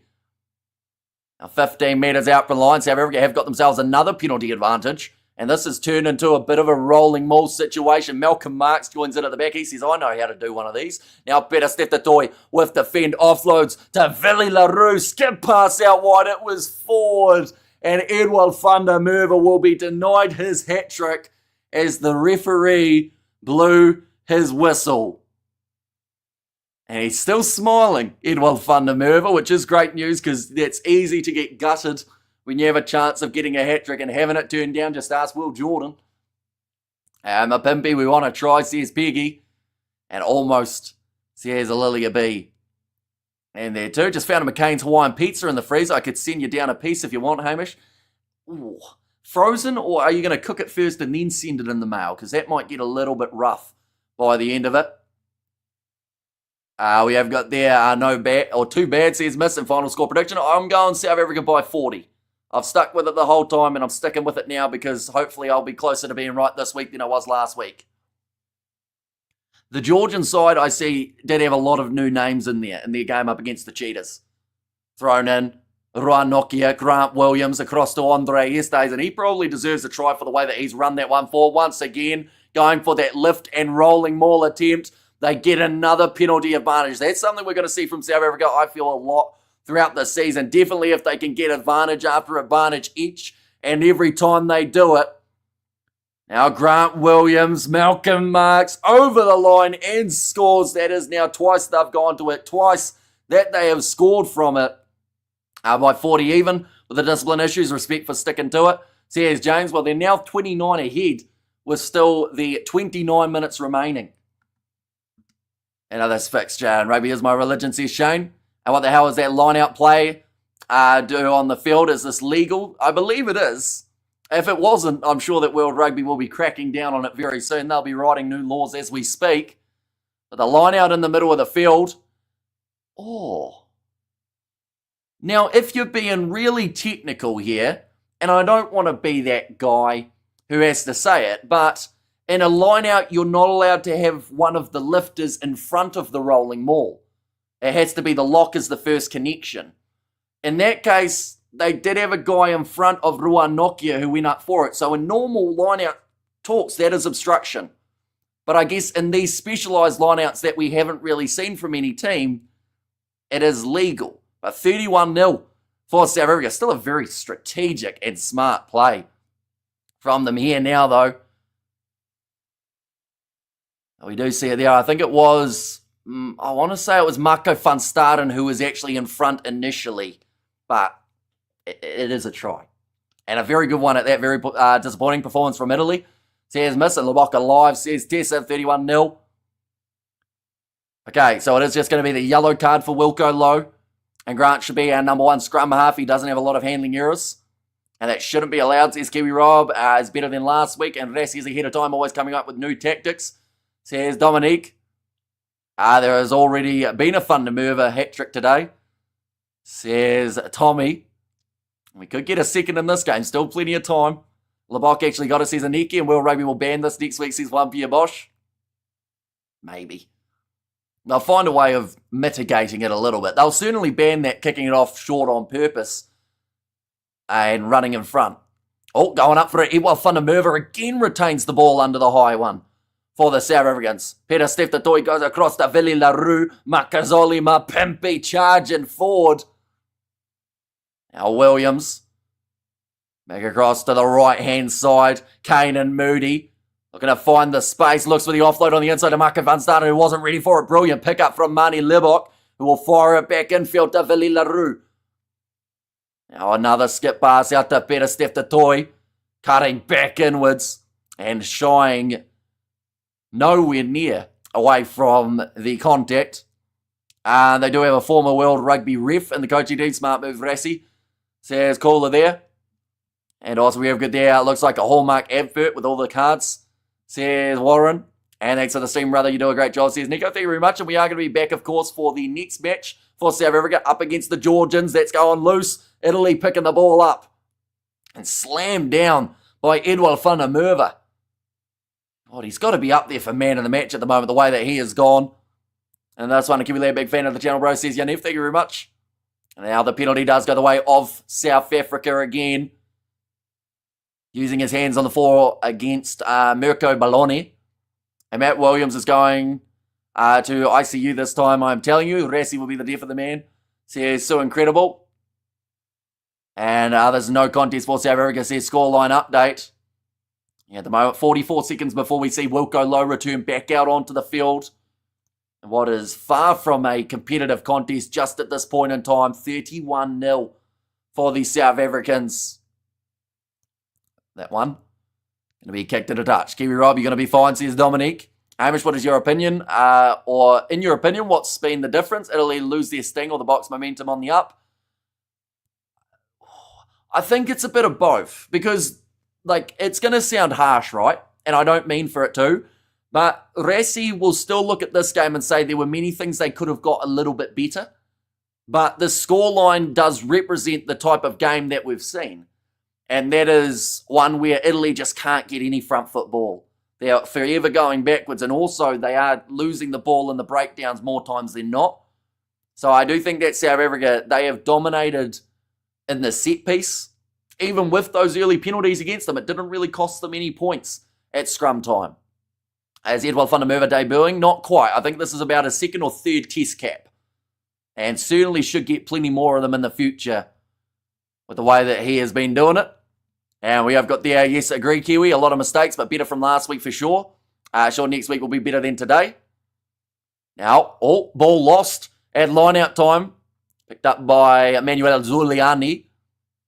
If I'm Italian, I would throw past her on the field. Here's S-Bok. Why? And box play Italy, the ref, and with 13 men, I mean, says Dominique. And what's your score you predict for England, Argentina? I think it will be closer than last week, although it could still be relatively, I want to say it will be quite even in that regard. Like, I think that those two sides match each other well enough that it can go either way. But England look tough. And you love the Bok more than New Zealand, says Liam. I can't show biased, but we do a lot of games for South Africa. We do a lot of games for New Zealand. I do the weekly videos based around the two sides too, but there is going to be a change now, and that is going to be, I believe, Selman Mora. He will make his way off the field, so that is for Kobus Visa, who will make his debut, and Sasha Feinberg Ngome Zulu, he will make his way onto the field. It sounded like it was for Willie Leroux. This one is a big concern heading into the Rugby Championship, says Cooler. And go Bocky, I'm so proud of you guys, says Tino Tender, but ball going to be thrown in now by the Italian replacement, 16, which is Dimchev. Oh, great steal from Roan Nokia. Now Marco van Staden goes off to Esterhuizen. He's just been running hard all day. Great work from Manoncello, though, in the breakdown, and wins the penalty. Van Staden getting in his face after he wasn't happy about it, as I think he was the guy who missed it. Oh. Okay. Manoncello just saying to Van Staden, come on. With a little bit of a hand gesture. He's saying, see what you can do. That's not a good plan for Manoncello, because there is a lot of legal ways that the South African side can absolutely smash him out there on the field, and they will look to do so more than likely. Hamish, you have some South African DNA for sure. Not that I know of, but maybe somewhere down the line. Villy had 100 game to forget, says Lyle. And Kobus Visa over, Kobus Visa over Kobus Visa, says Tonian. Yeah, Willie Leroux making his way off alongside Grant Williams. And also we see Evan Roos to make his way on, perhaps more minutes around the corner when we hear the suspension length that he will be on for Marco van Staden. So there will be no head-to-head between him and Manoncello. ODF winning the Under-20 World Cup. It looks like a really likeliness, or a real likeliness, that South Africa will win that. They've been phenomenal. And, you know, it was that big win up against the English that I think determined their whole competition. They will be playing Argentina. I think they should beat them easy. A little bit of a wrestle there between Sasha Feinberg and Azzurri. And I believe it was Buttacini. Now another steal in the breakdown for Italy. So a little bit similar to what we saw. Oh, and marching 10 because Cobus Visa having a push and a shove there. Leave the ball, Cobus, says Andrew Brace. Cobus looked at him very confused. We don't need another Cobus or another Visa, red card. Hamish van der Merwe says Farid there. And also what time they finished the play of the game. I want to make something to eat. They finished the game probably in about 25 minutes time. And also, how can I watch the game live? Says Leighton, depends on where you are in the world. SABC have got it, apparently. DSTV is an option. Sky Sports, Stan Sport, Flow Rugby. Springboks are going to win, says Caleb. They're looking very good to do so. My prediction was the Springboks by 40. It's looking close. Fingers crossed. Well, they can't actually get to exactly 40 because I have a feeling they won't be taking threes. And Cortes Ratama, says Brian there. And Lazy Days, says Danielle, and only catching up now, been working, says Alden, thrown into the back for the Italians. Referee getting in the way of Reinach, but now Wilco Lowe, fresh as a daisy, since making his way back onto the field. Evan Roos, pick and go, hit hard by Mohamed Hussa, who's cleaned up from behind from Peter Steftatoy. And ice carry low. And are they on the first half, second half of this contest, currently 60 minutes through in this matchup. Malcolm Marks driving his legs, going through Dim Chef. Now Reinach, back to Mani Libok, chasing after this. Makazoli Mapimpi wanting to go up for it, not taking it cleanly. There is a knock on. It's going to be a knock on and a scrum now to the box. You're my go-to these days, H, says Aaron Smith, and we are here for multiple games. This is our 4th live stream in a row that we have done on the channel. We did All Blacks versus France, the AUNZ side taking on the British and Irish Lions, which we are completing the rest of that British and Irish Lions tour. We are also going to be doing the England versus Argentina game. We did Scotland versus Fiji to start off the day, which took place around 15 hours ago that we went live for the first time of the day. We're going to be on and off stream for about 18 hours throughout today. And how many minutes out? Still another 20 minutes remaining. And we are also covering the under-20s that is coming up. And that is going to be South Africa versus Argentina and New Zealand versus France. I did not expect Italy to have that much in their tank. They are so competitive still after such a massive shift. They put in already, says Sue. And the one thing about Hamish's pronunciation of different countries and ethnicities' names is superb. Better than the commentators on TV, unless the names are French. I really struggle with the French names. So if anyone is like a French fluent speaker and wants to tutor me, let me know. Because I would appreciate it, because I'm shocking with the French names. Top commentary, Hamish. You're a grafter, mate, says John. And also, you know the number of the beast. Our follower 666. Says Glenn Zell. Now, ready to put this ball in. Free kick goes the way of South Africa. Cobus Reinach back across now to Ethan Hooker, who is also on debut. Completes a pass. Well controlled at the back after Sasha Feinberg and Zulu tried to kick it through. Defensive error from South Africa. Many numbers to be able to use here. Running both ways. Who's that to? That's the sideline, mate. And South Africa now have the scrum. Just a little bit too much indecision there coming from Mirko Bologna. He thought he had the man on the outside, but instead that man had transitioned in. And we have got there, I'm going to cry if the box is representing us so well. Says Milton Johnny, your machine mate, appreciate your work. And let's go Ethan Hooker, says Lilia B. These guys aren't going to score. We are going to shag them thoroughly. What exactly does that mean? Because in New Zealand, that means something very different than maybe you meant it to. Box by 22 plus, I need what you reckon. Yeah, she should be safe at this point in time. Even Ross. Now being rolled back again by Cobus Reinach. And you were on fire with the French player names today, says Aaron Smith. Oh, big hit on Bertacini. Now counter ruck coming from South Africa, but the ball is still available for Alejandro Garbisi. Cross now to Zuliani. The Boks should start learning to play consistent like the All Blacks. For champions, they play like amateurs. I don't think many people have called the All Blacks consistent as a word to describe them over the last 12 months or so. Last year, they lost, I think it was 4 games throughout the year. And this year, they almost lost to France in that first match. And what time is it next week? Same time as this match did take place for their next game up against the Georgians. One more. We'll go like this. We'll go like that as well. There we go. So this is the time for us in New Zealand, but that is 5:10 p.m. for you guys in South Africa. Jan Hendrik Wessels. He will make his way on.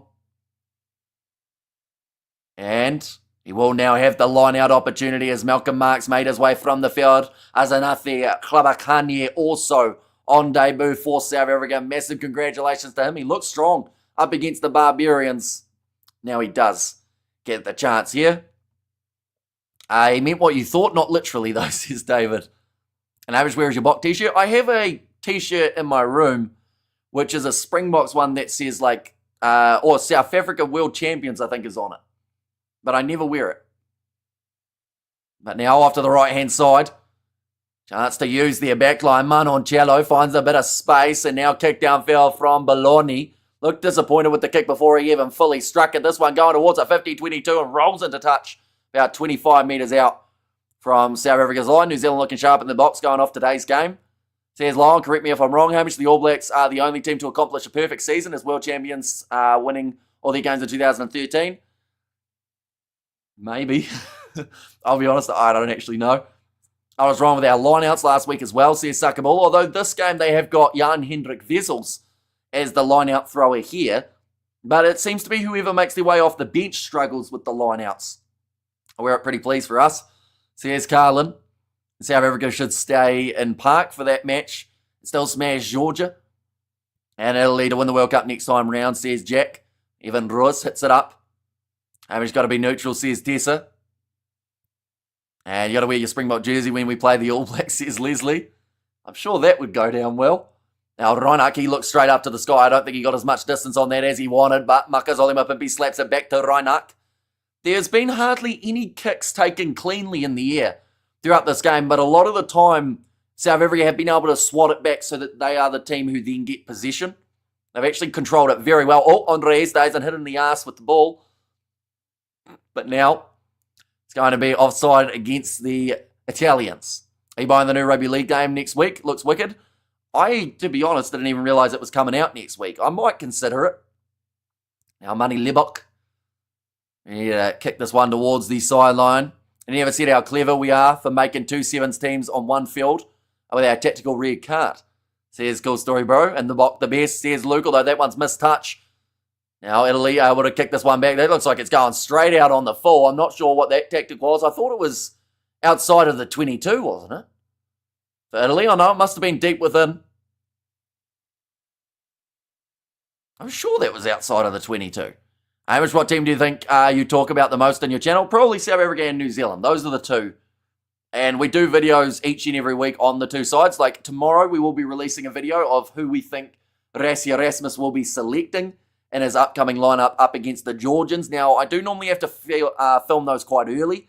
So sometimes certain things are announced afterwards, but I've already filmed the video. Evan Bruce manages to claim the line out. I will mention that South Africa have had almost 700 running metres compared to Italy's about 150 in this game. And we have their box need to make 50. Says Lisa. It's getting a little bit less likely with the amount of time remaining. Once again, not taken cleanly in the air, but it bounces back onto the side of these South Africans. If South Africa win the first game against New Zealand, then you have to wear the South African jersey on the second game, says Stephen. And it looks like you need a Red Bull, says Glenn. Yeah, it's currently 5 a.m. here in New Zealand. Kicked high from Labok again. Edward van der Merwe this time does go forward off him. I know he's done so well throughout the rest of them all. Klabakanye does well to pull out of that tackle attempt. Do you have a special guest? I am working on it. I might have 2 special guests for that one. Now backline movement here for the Italians down the wing for Bertaccini. Now across again. Niccolò Canoni, Ethan Hooker trying to get in the breakdown. Back across to the right. It's again to move this ball on to the outside. Italy have not given up or slowed down throughout this game, which I think is thoroughly impressive for them. Each and every game, even when they're down and out, they still seem to fight. And I think that's just that little bit of extra passion that the Italians have. It's going back into the pocket, looking for the 50-22 over the top of Mani Libok, but he does grab it eventually. And does get it into touch once more, waiting for this one. Italy, do they want to take it quickly? No. Willie had a very quiet game, says Sakabula. Ambro stayed up all night for us, says Mountie County. And we are also going to be covering England versus Argentina, which is coming up just around the corner too. That game kicking off in around 2.5 hours' time. We're going to be live. Well, that one hasn't been a good game, Hamish. It's been okay. I think that South Africa have looked strong at times throughout this game. And once again, similar to that first half, I think that Rassie will look at this game and say there were still things that they can tune a little bit better. But, oh, what was that? Ezekiel got thrown up at the line out about 2 seconds after the ball had gone over his head. So Evan Rus manages to clean it up. A big mistake there from the Italian line-out. But South Africa, again in the second half, a little bit low scoring. Only the 7 points so far coming from it. And that will annoy Rassie Erasmus. I can tell you that right now. We have got there, Hamish. I was really well behaved when I was a lecturer. But this channel turns me back into the ADHD student I once was, says Cool Story Bro. Now, another knock on from the South Africans. This time, Maka Zolima Pimpi. How much time is remaining? Still another 12.5 minutes left in this contest. I will mention anyone who is new to the channel, be sure to hit that subscribe button. Like I mentioned, video coming out tomorrow based around South Africa. And also, we'll have a quick look here. Alabok fell out of the boat and missed the water. Says Leon, a good day, Hamish. Thank you for your service, says Daniel. Yeah, anyone who hasn't already, be sure to hit that subscribe button. We are close to 67,000. So let's see whether or not we can get there by the end of this live stream. We've got a little bit of time to go. 12 minutes remaining in this matchup. We will be back next week for Georgia's game up against the Springboks, as well as the Rugby Championship, the November Internationals. All coming up on the channel too. The under-20 Springbok side taking on Argentina in only a couple days' time. Big attack and run. Huge hit there from Ethan Hooker. Forces the error from the Italians. And the penalty goes the way of South Africa. Quick tap taken by Kobus Reinach. Oh, well and truly lined up by Vincent, who wins the penalty back for the Italians. So maybe the wrong decision there from Reinach. Just needed one more forward with him to make it effective. Our prediction for Argentina-England within 7 either way is what I'll go with. If the Box get 50, then Hamish has to eat pizza live on air. I do have pizza in my freezer, but I said I felt like pizza a while ago. Now it's 5 a.m. and for some reason the pizza craving's gone. I did have the craving for a McDonald's breakfast at about 1 a.m. So we're going through all sorts of patches. It's as if I'm, how pregnant ladies get the cravings, but I'm not pregnant nor a lady. So I think I was just hungry. Need 2 tries in the last 12 minutes to be a respectable drumming, says Graham. And stunning keep the pressure box, says Yarn. But now another line out here for Italy. They've been struggling to get something kind of worked out. Kobus Vesa steals the line out. That'll be his first steal as a international South African player. Now rolling this one back. Kobus Vesa and 67k. Let's go. Everyone subscribe to Kiwi Lads. Thank you. And England versus Argentina could go either way, says Mountie County. Yeah, oh, what a take that is from Edwell Fundermerva. He has to be man of the match, doesn't he? Do you have McGriddles? I don't think so. Australia's got them, but I don't think we've got them yet. And also we've got Hamish Boone batting at 3, says Katima. Now kicked high. Waiting for this one to come down. Oh, cleaned up by Lewis Liner. Tackled by Andre Estes, and only about 2 seconds too late. Now kick downfield from Sasha Feinberg, Ngume Zulu. Steep bounce. And again, kicking it into touch for Italy. And Hamish has the munchies. He needs knickknacks, says Carlin. Maybe your wife is pregnant and you're having the cravings. It happens, says Dominique. Although I don't have a wife. So I'm not sure whether that would be it either. I'll work it out at some point. I'll probably just go, oh, you know what? I will have that pizza, but maybe not. Because, yeah. Pizza is good, but it doesn't feel like a 5 a.m. food, unless you've been on a night out beforehand. We have a McGrubber Tim Tams and Milo, mate. Says Lyle, debut. No, sorry. Is it? Yeah, maybe. No, yeah. David Odiasi, I believe it is a debut for him. I don't know why I was so confused by that. Hamish is single. Says Tessa. Thanks for rubbing it in. No, yeah, I am. I'm all by myself, as the song says. That one's going to be thrown over the top. South Africa claiming it again with Evan Roos. Now Kobus Reinach goes off to the right again to Andre Esterhuizen. He's just worked all day throughout this one. You need some dandelions, my brother. Dandelions energy food.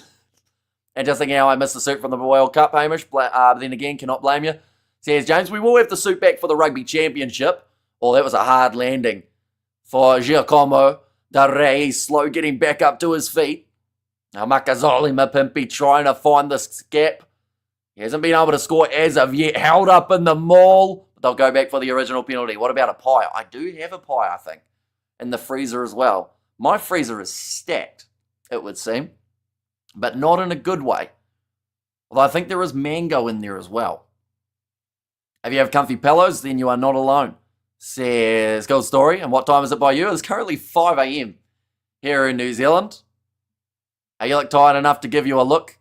Being on a night out, bro, says Mountie County. Well, to be fair, I've been up for a good probably 20 hours. So that's probably where the bloodshot comes in. But in a way, we have had a night out. Because we've been chilling with the homies, as the cool kids say. But I'm not cool, so I just say with you guys. Marnie Libok. Looks like they are going to kick this one towards the corner once again. And one man's innovation is another man's cheating, says Paul. In my books, that's a knock on, but then what do I know?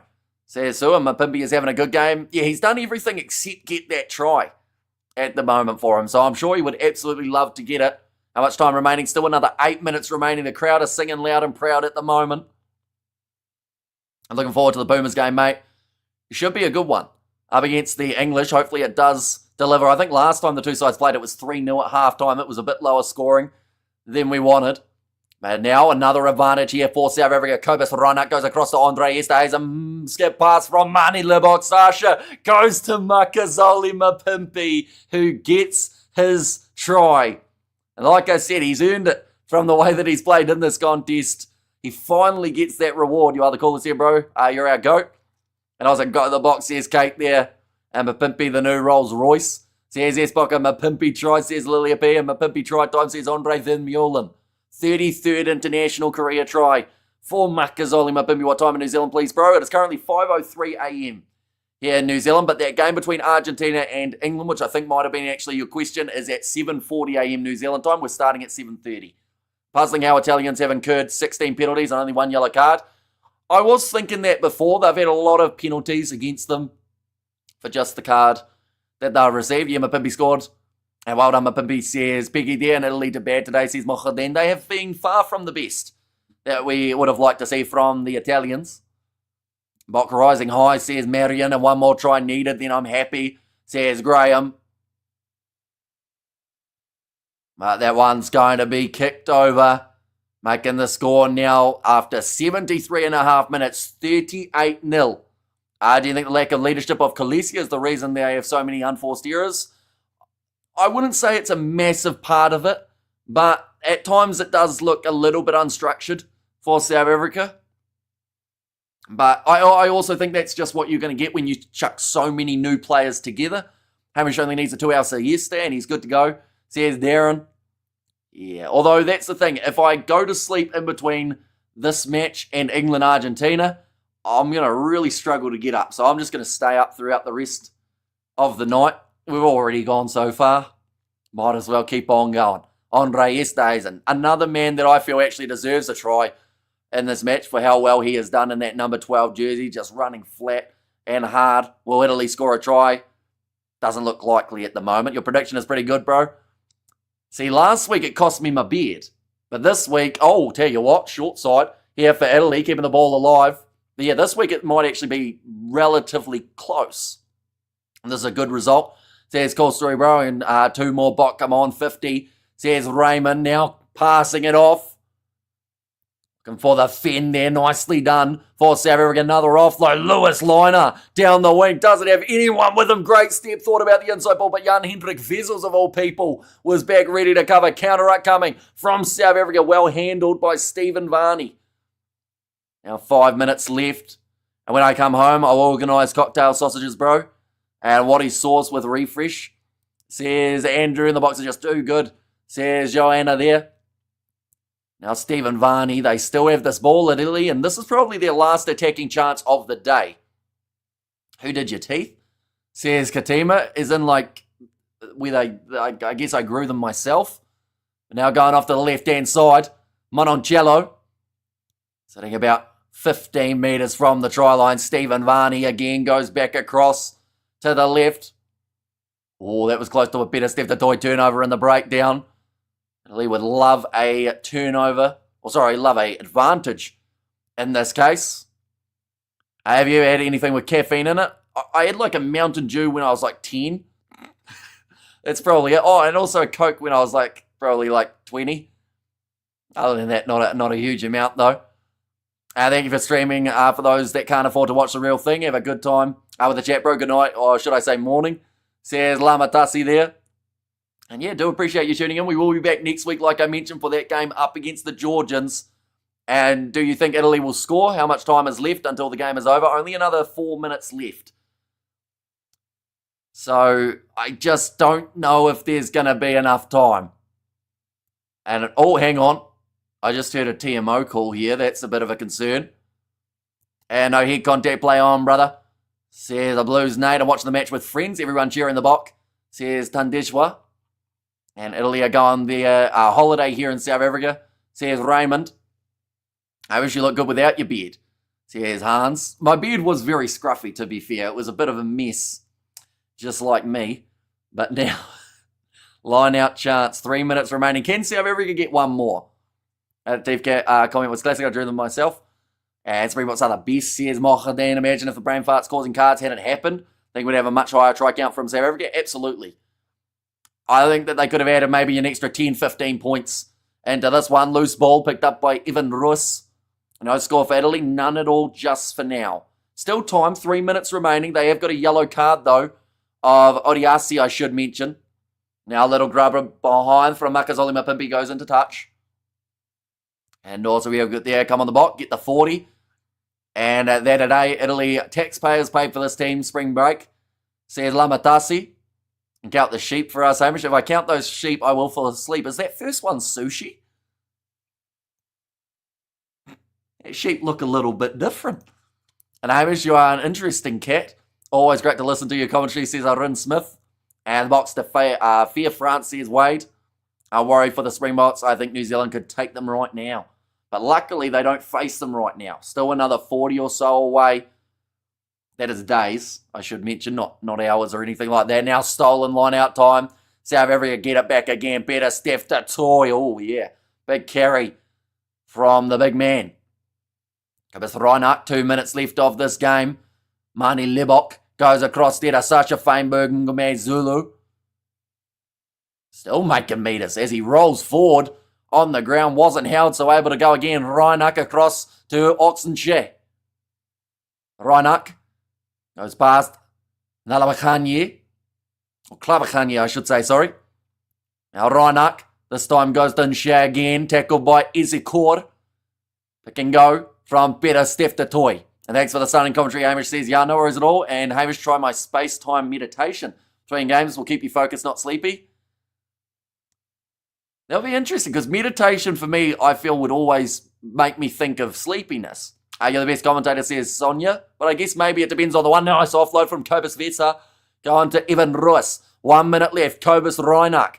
There's two Kobuses out there on the field now. It's the first time for a little while that we've had that. Now Evan Russ, 15 metres out from the try line.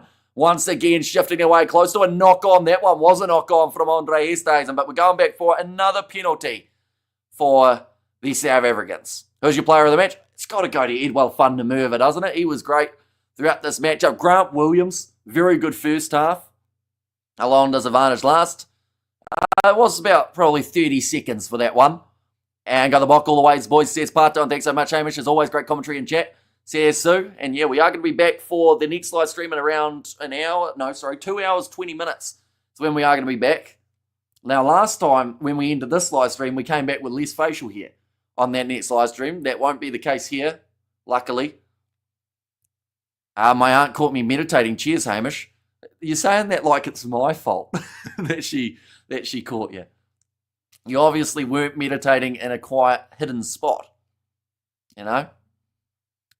But now the hooter has sounded, which means this will be the last attacking chance for South Africa in this match. The crowd are on their feet, absolutely loving it.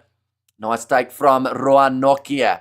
10 metres out from the line. This is going to be very hard for Italy to be able to defend. Grant Williams should get man of the match. And second cap for Ebola Thundermover. Well done to him. And first cap was 13 months ago.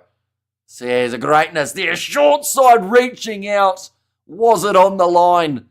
Or will it be just short for, I think that was Jan-Hendrik Wessels who tried to stretch out for that one. He's going, so you'd think that maybe he's short. Why do they try to score? Because they like scoring tries.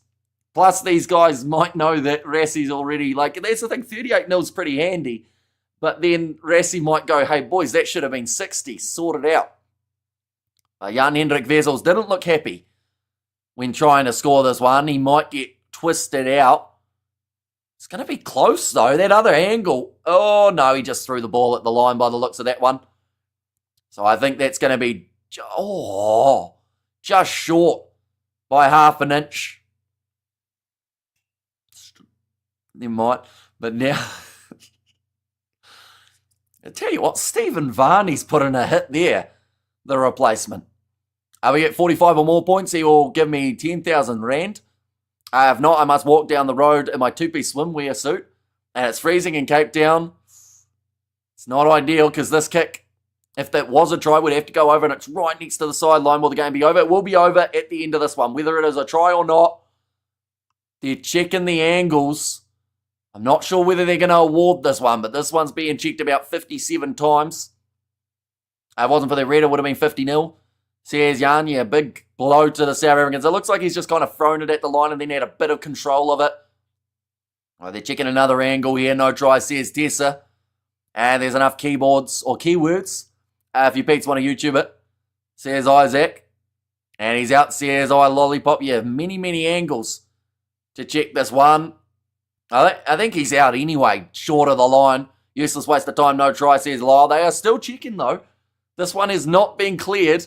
Call on field, no try. I believe it was no try was the call. Surely we don't look at this again. We're looking at it again. Can see he's out, says Tessa. Yeah, the fact that Jan-Hendrik Wessels, the thing is, players often give it away. And they don't even mean to. Right. They're just seeing whether or not they've got control. There's less control than Billy Proctor had in his disallowed try last week. But that doesn't mean that there's clear separation. I think it's just short. But it's very close. But at that angle, he is lying on the sideline, short of the line, I believe.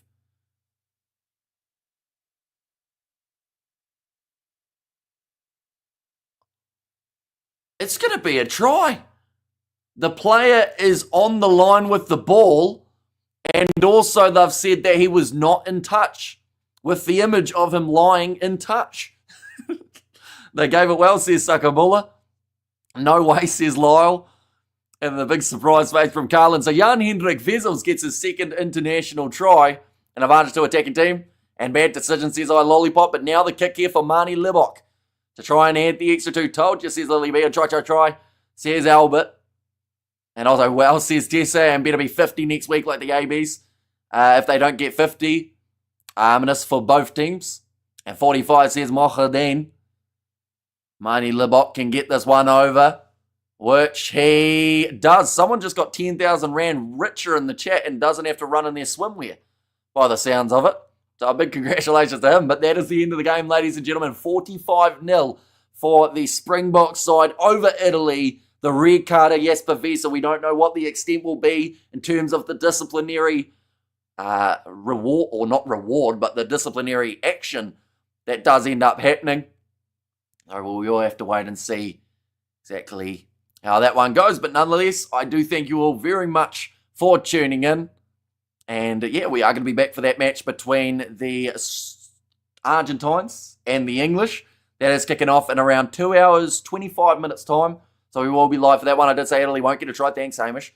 Says Albert. And also, money is on money again today. And also, thank you, Hamish, says Marion. And there as well. But yeah, we will be back for that one. We will also have the video tomorrow of what we feel Rassie Erasmus will select for his upcoming lineup. I think we'll see quite a few changes, though, compared to this one. Yeah, I'm 10,000 Rand richer. Says SC Jones, and they must suspend him, says Paul Floors. And cheers, mate, says Lyle. Excellent commentary, thanks. Says W. Finn Vike. And also, controversy has happened right at the end of the match, says George. And see you, Hamish. See you later. Well, to be fair, the match started with that controversy of the short kickoff, too. So, a bit of controversy both ends. But overall, like, it was always dominant. There weren't too many times that we did see Italy look like they were going to score. And I think that is a big bonus for the South African defence in this match. You know, they'll be happy with it. What a win well. Says it was there from Sonia. And enjoyed you, Hamish. Egg and bacon time, says Graham.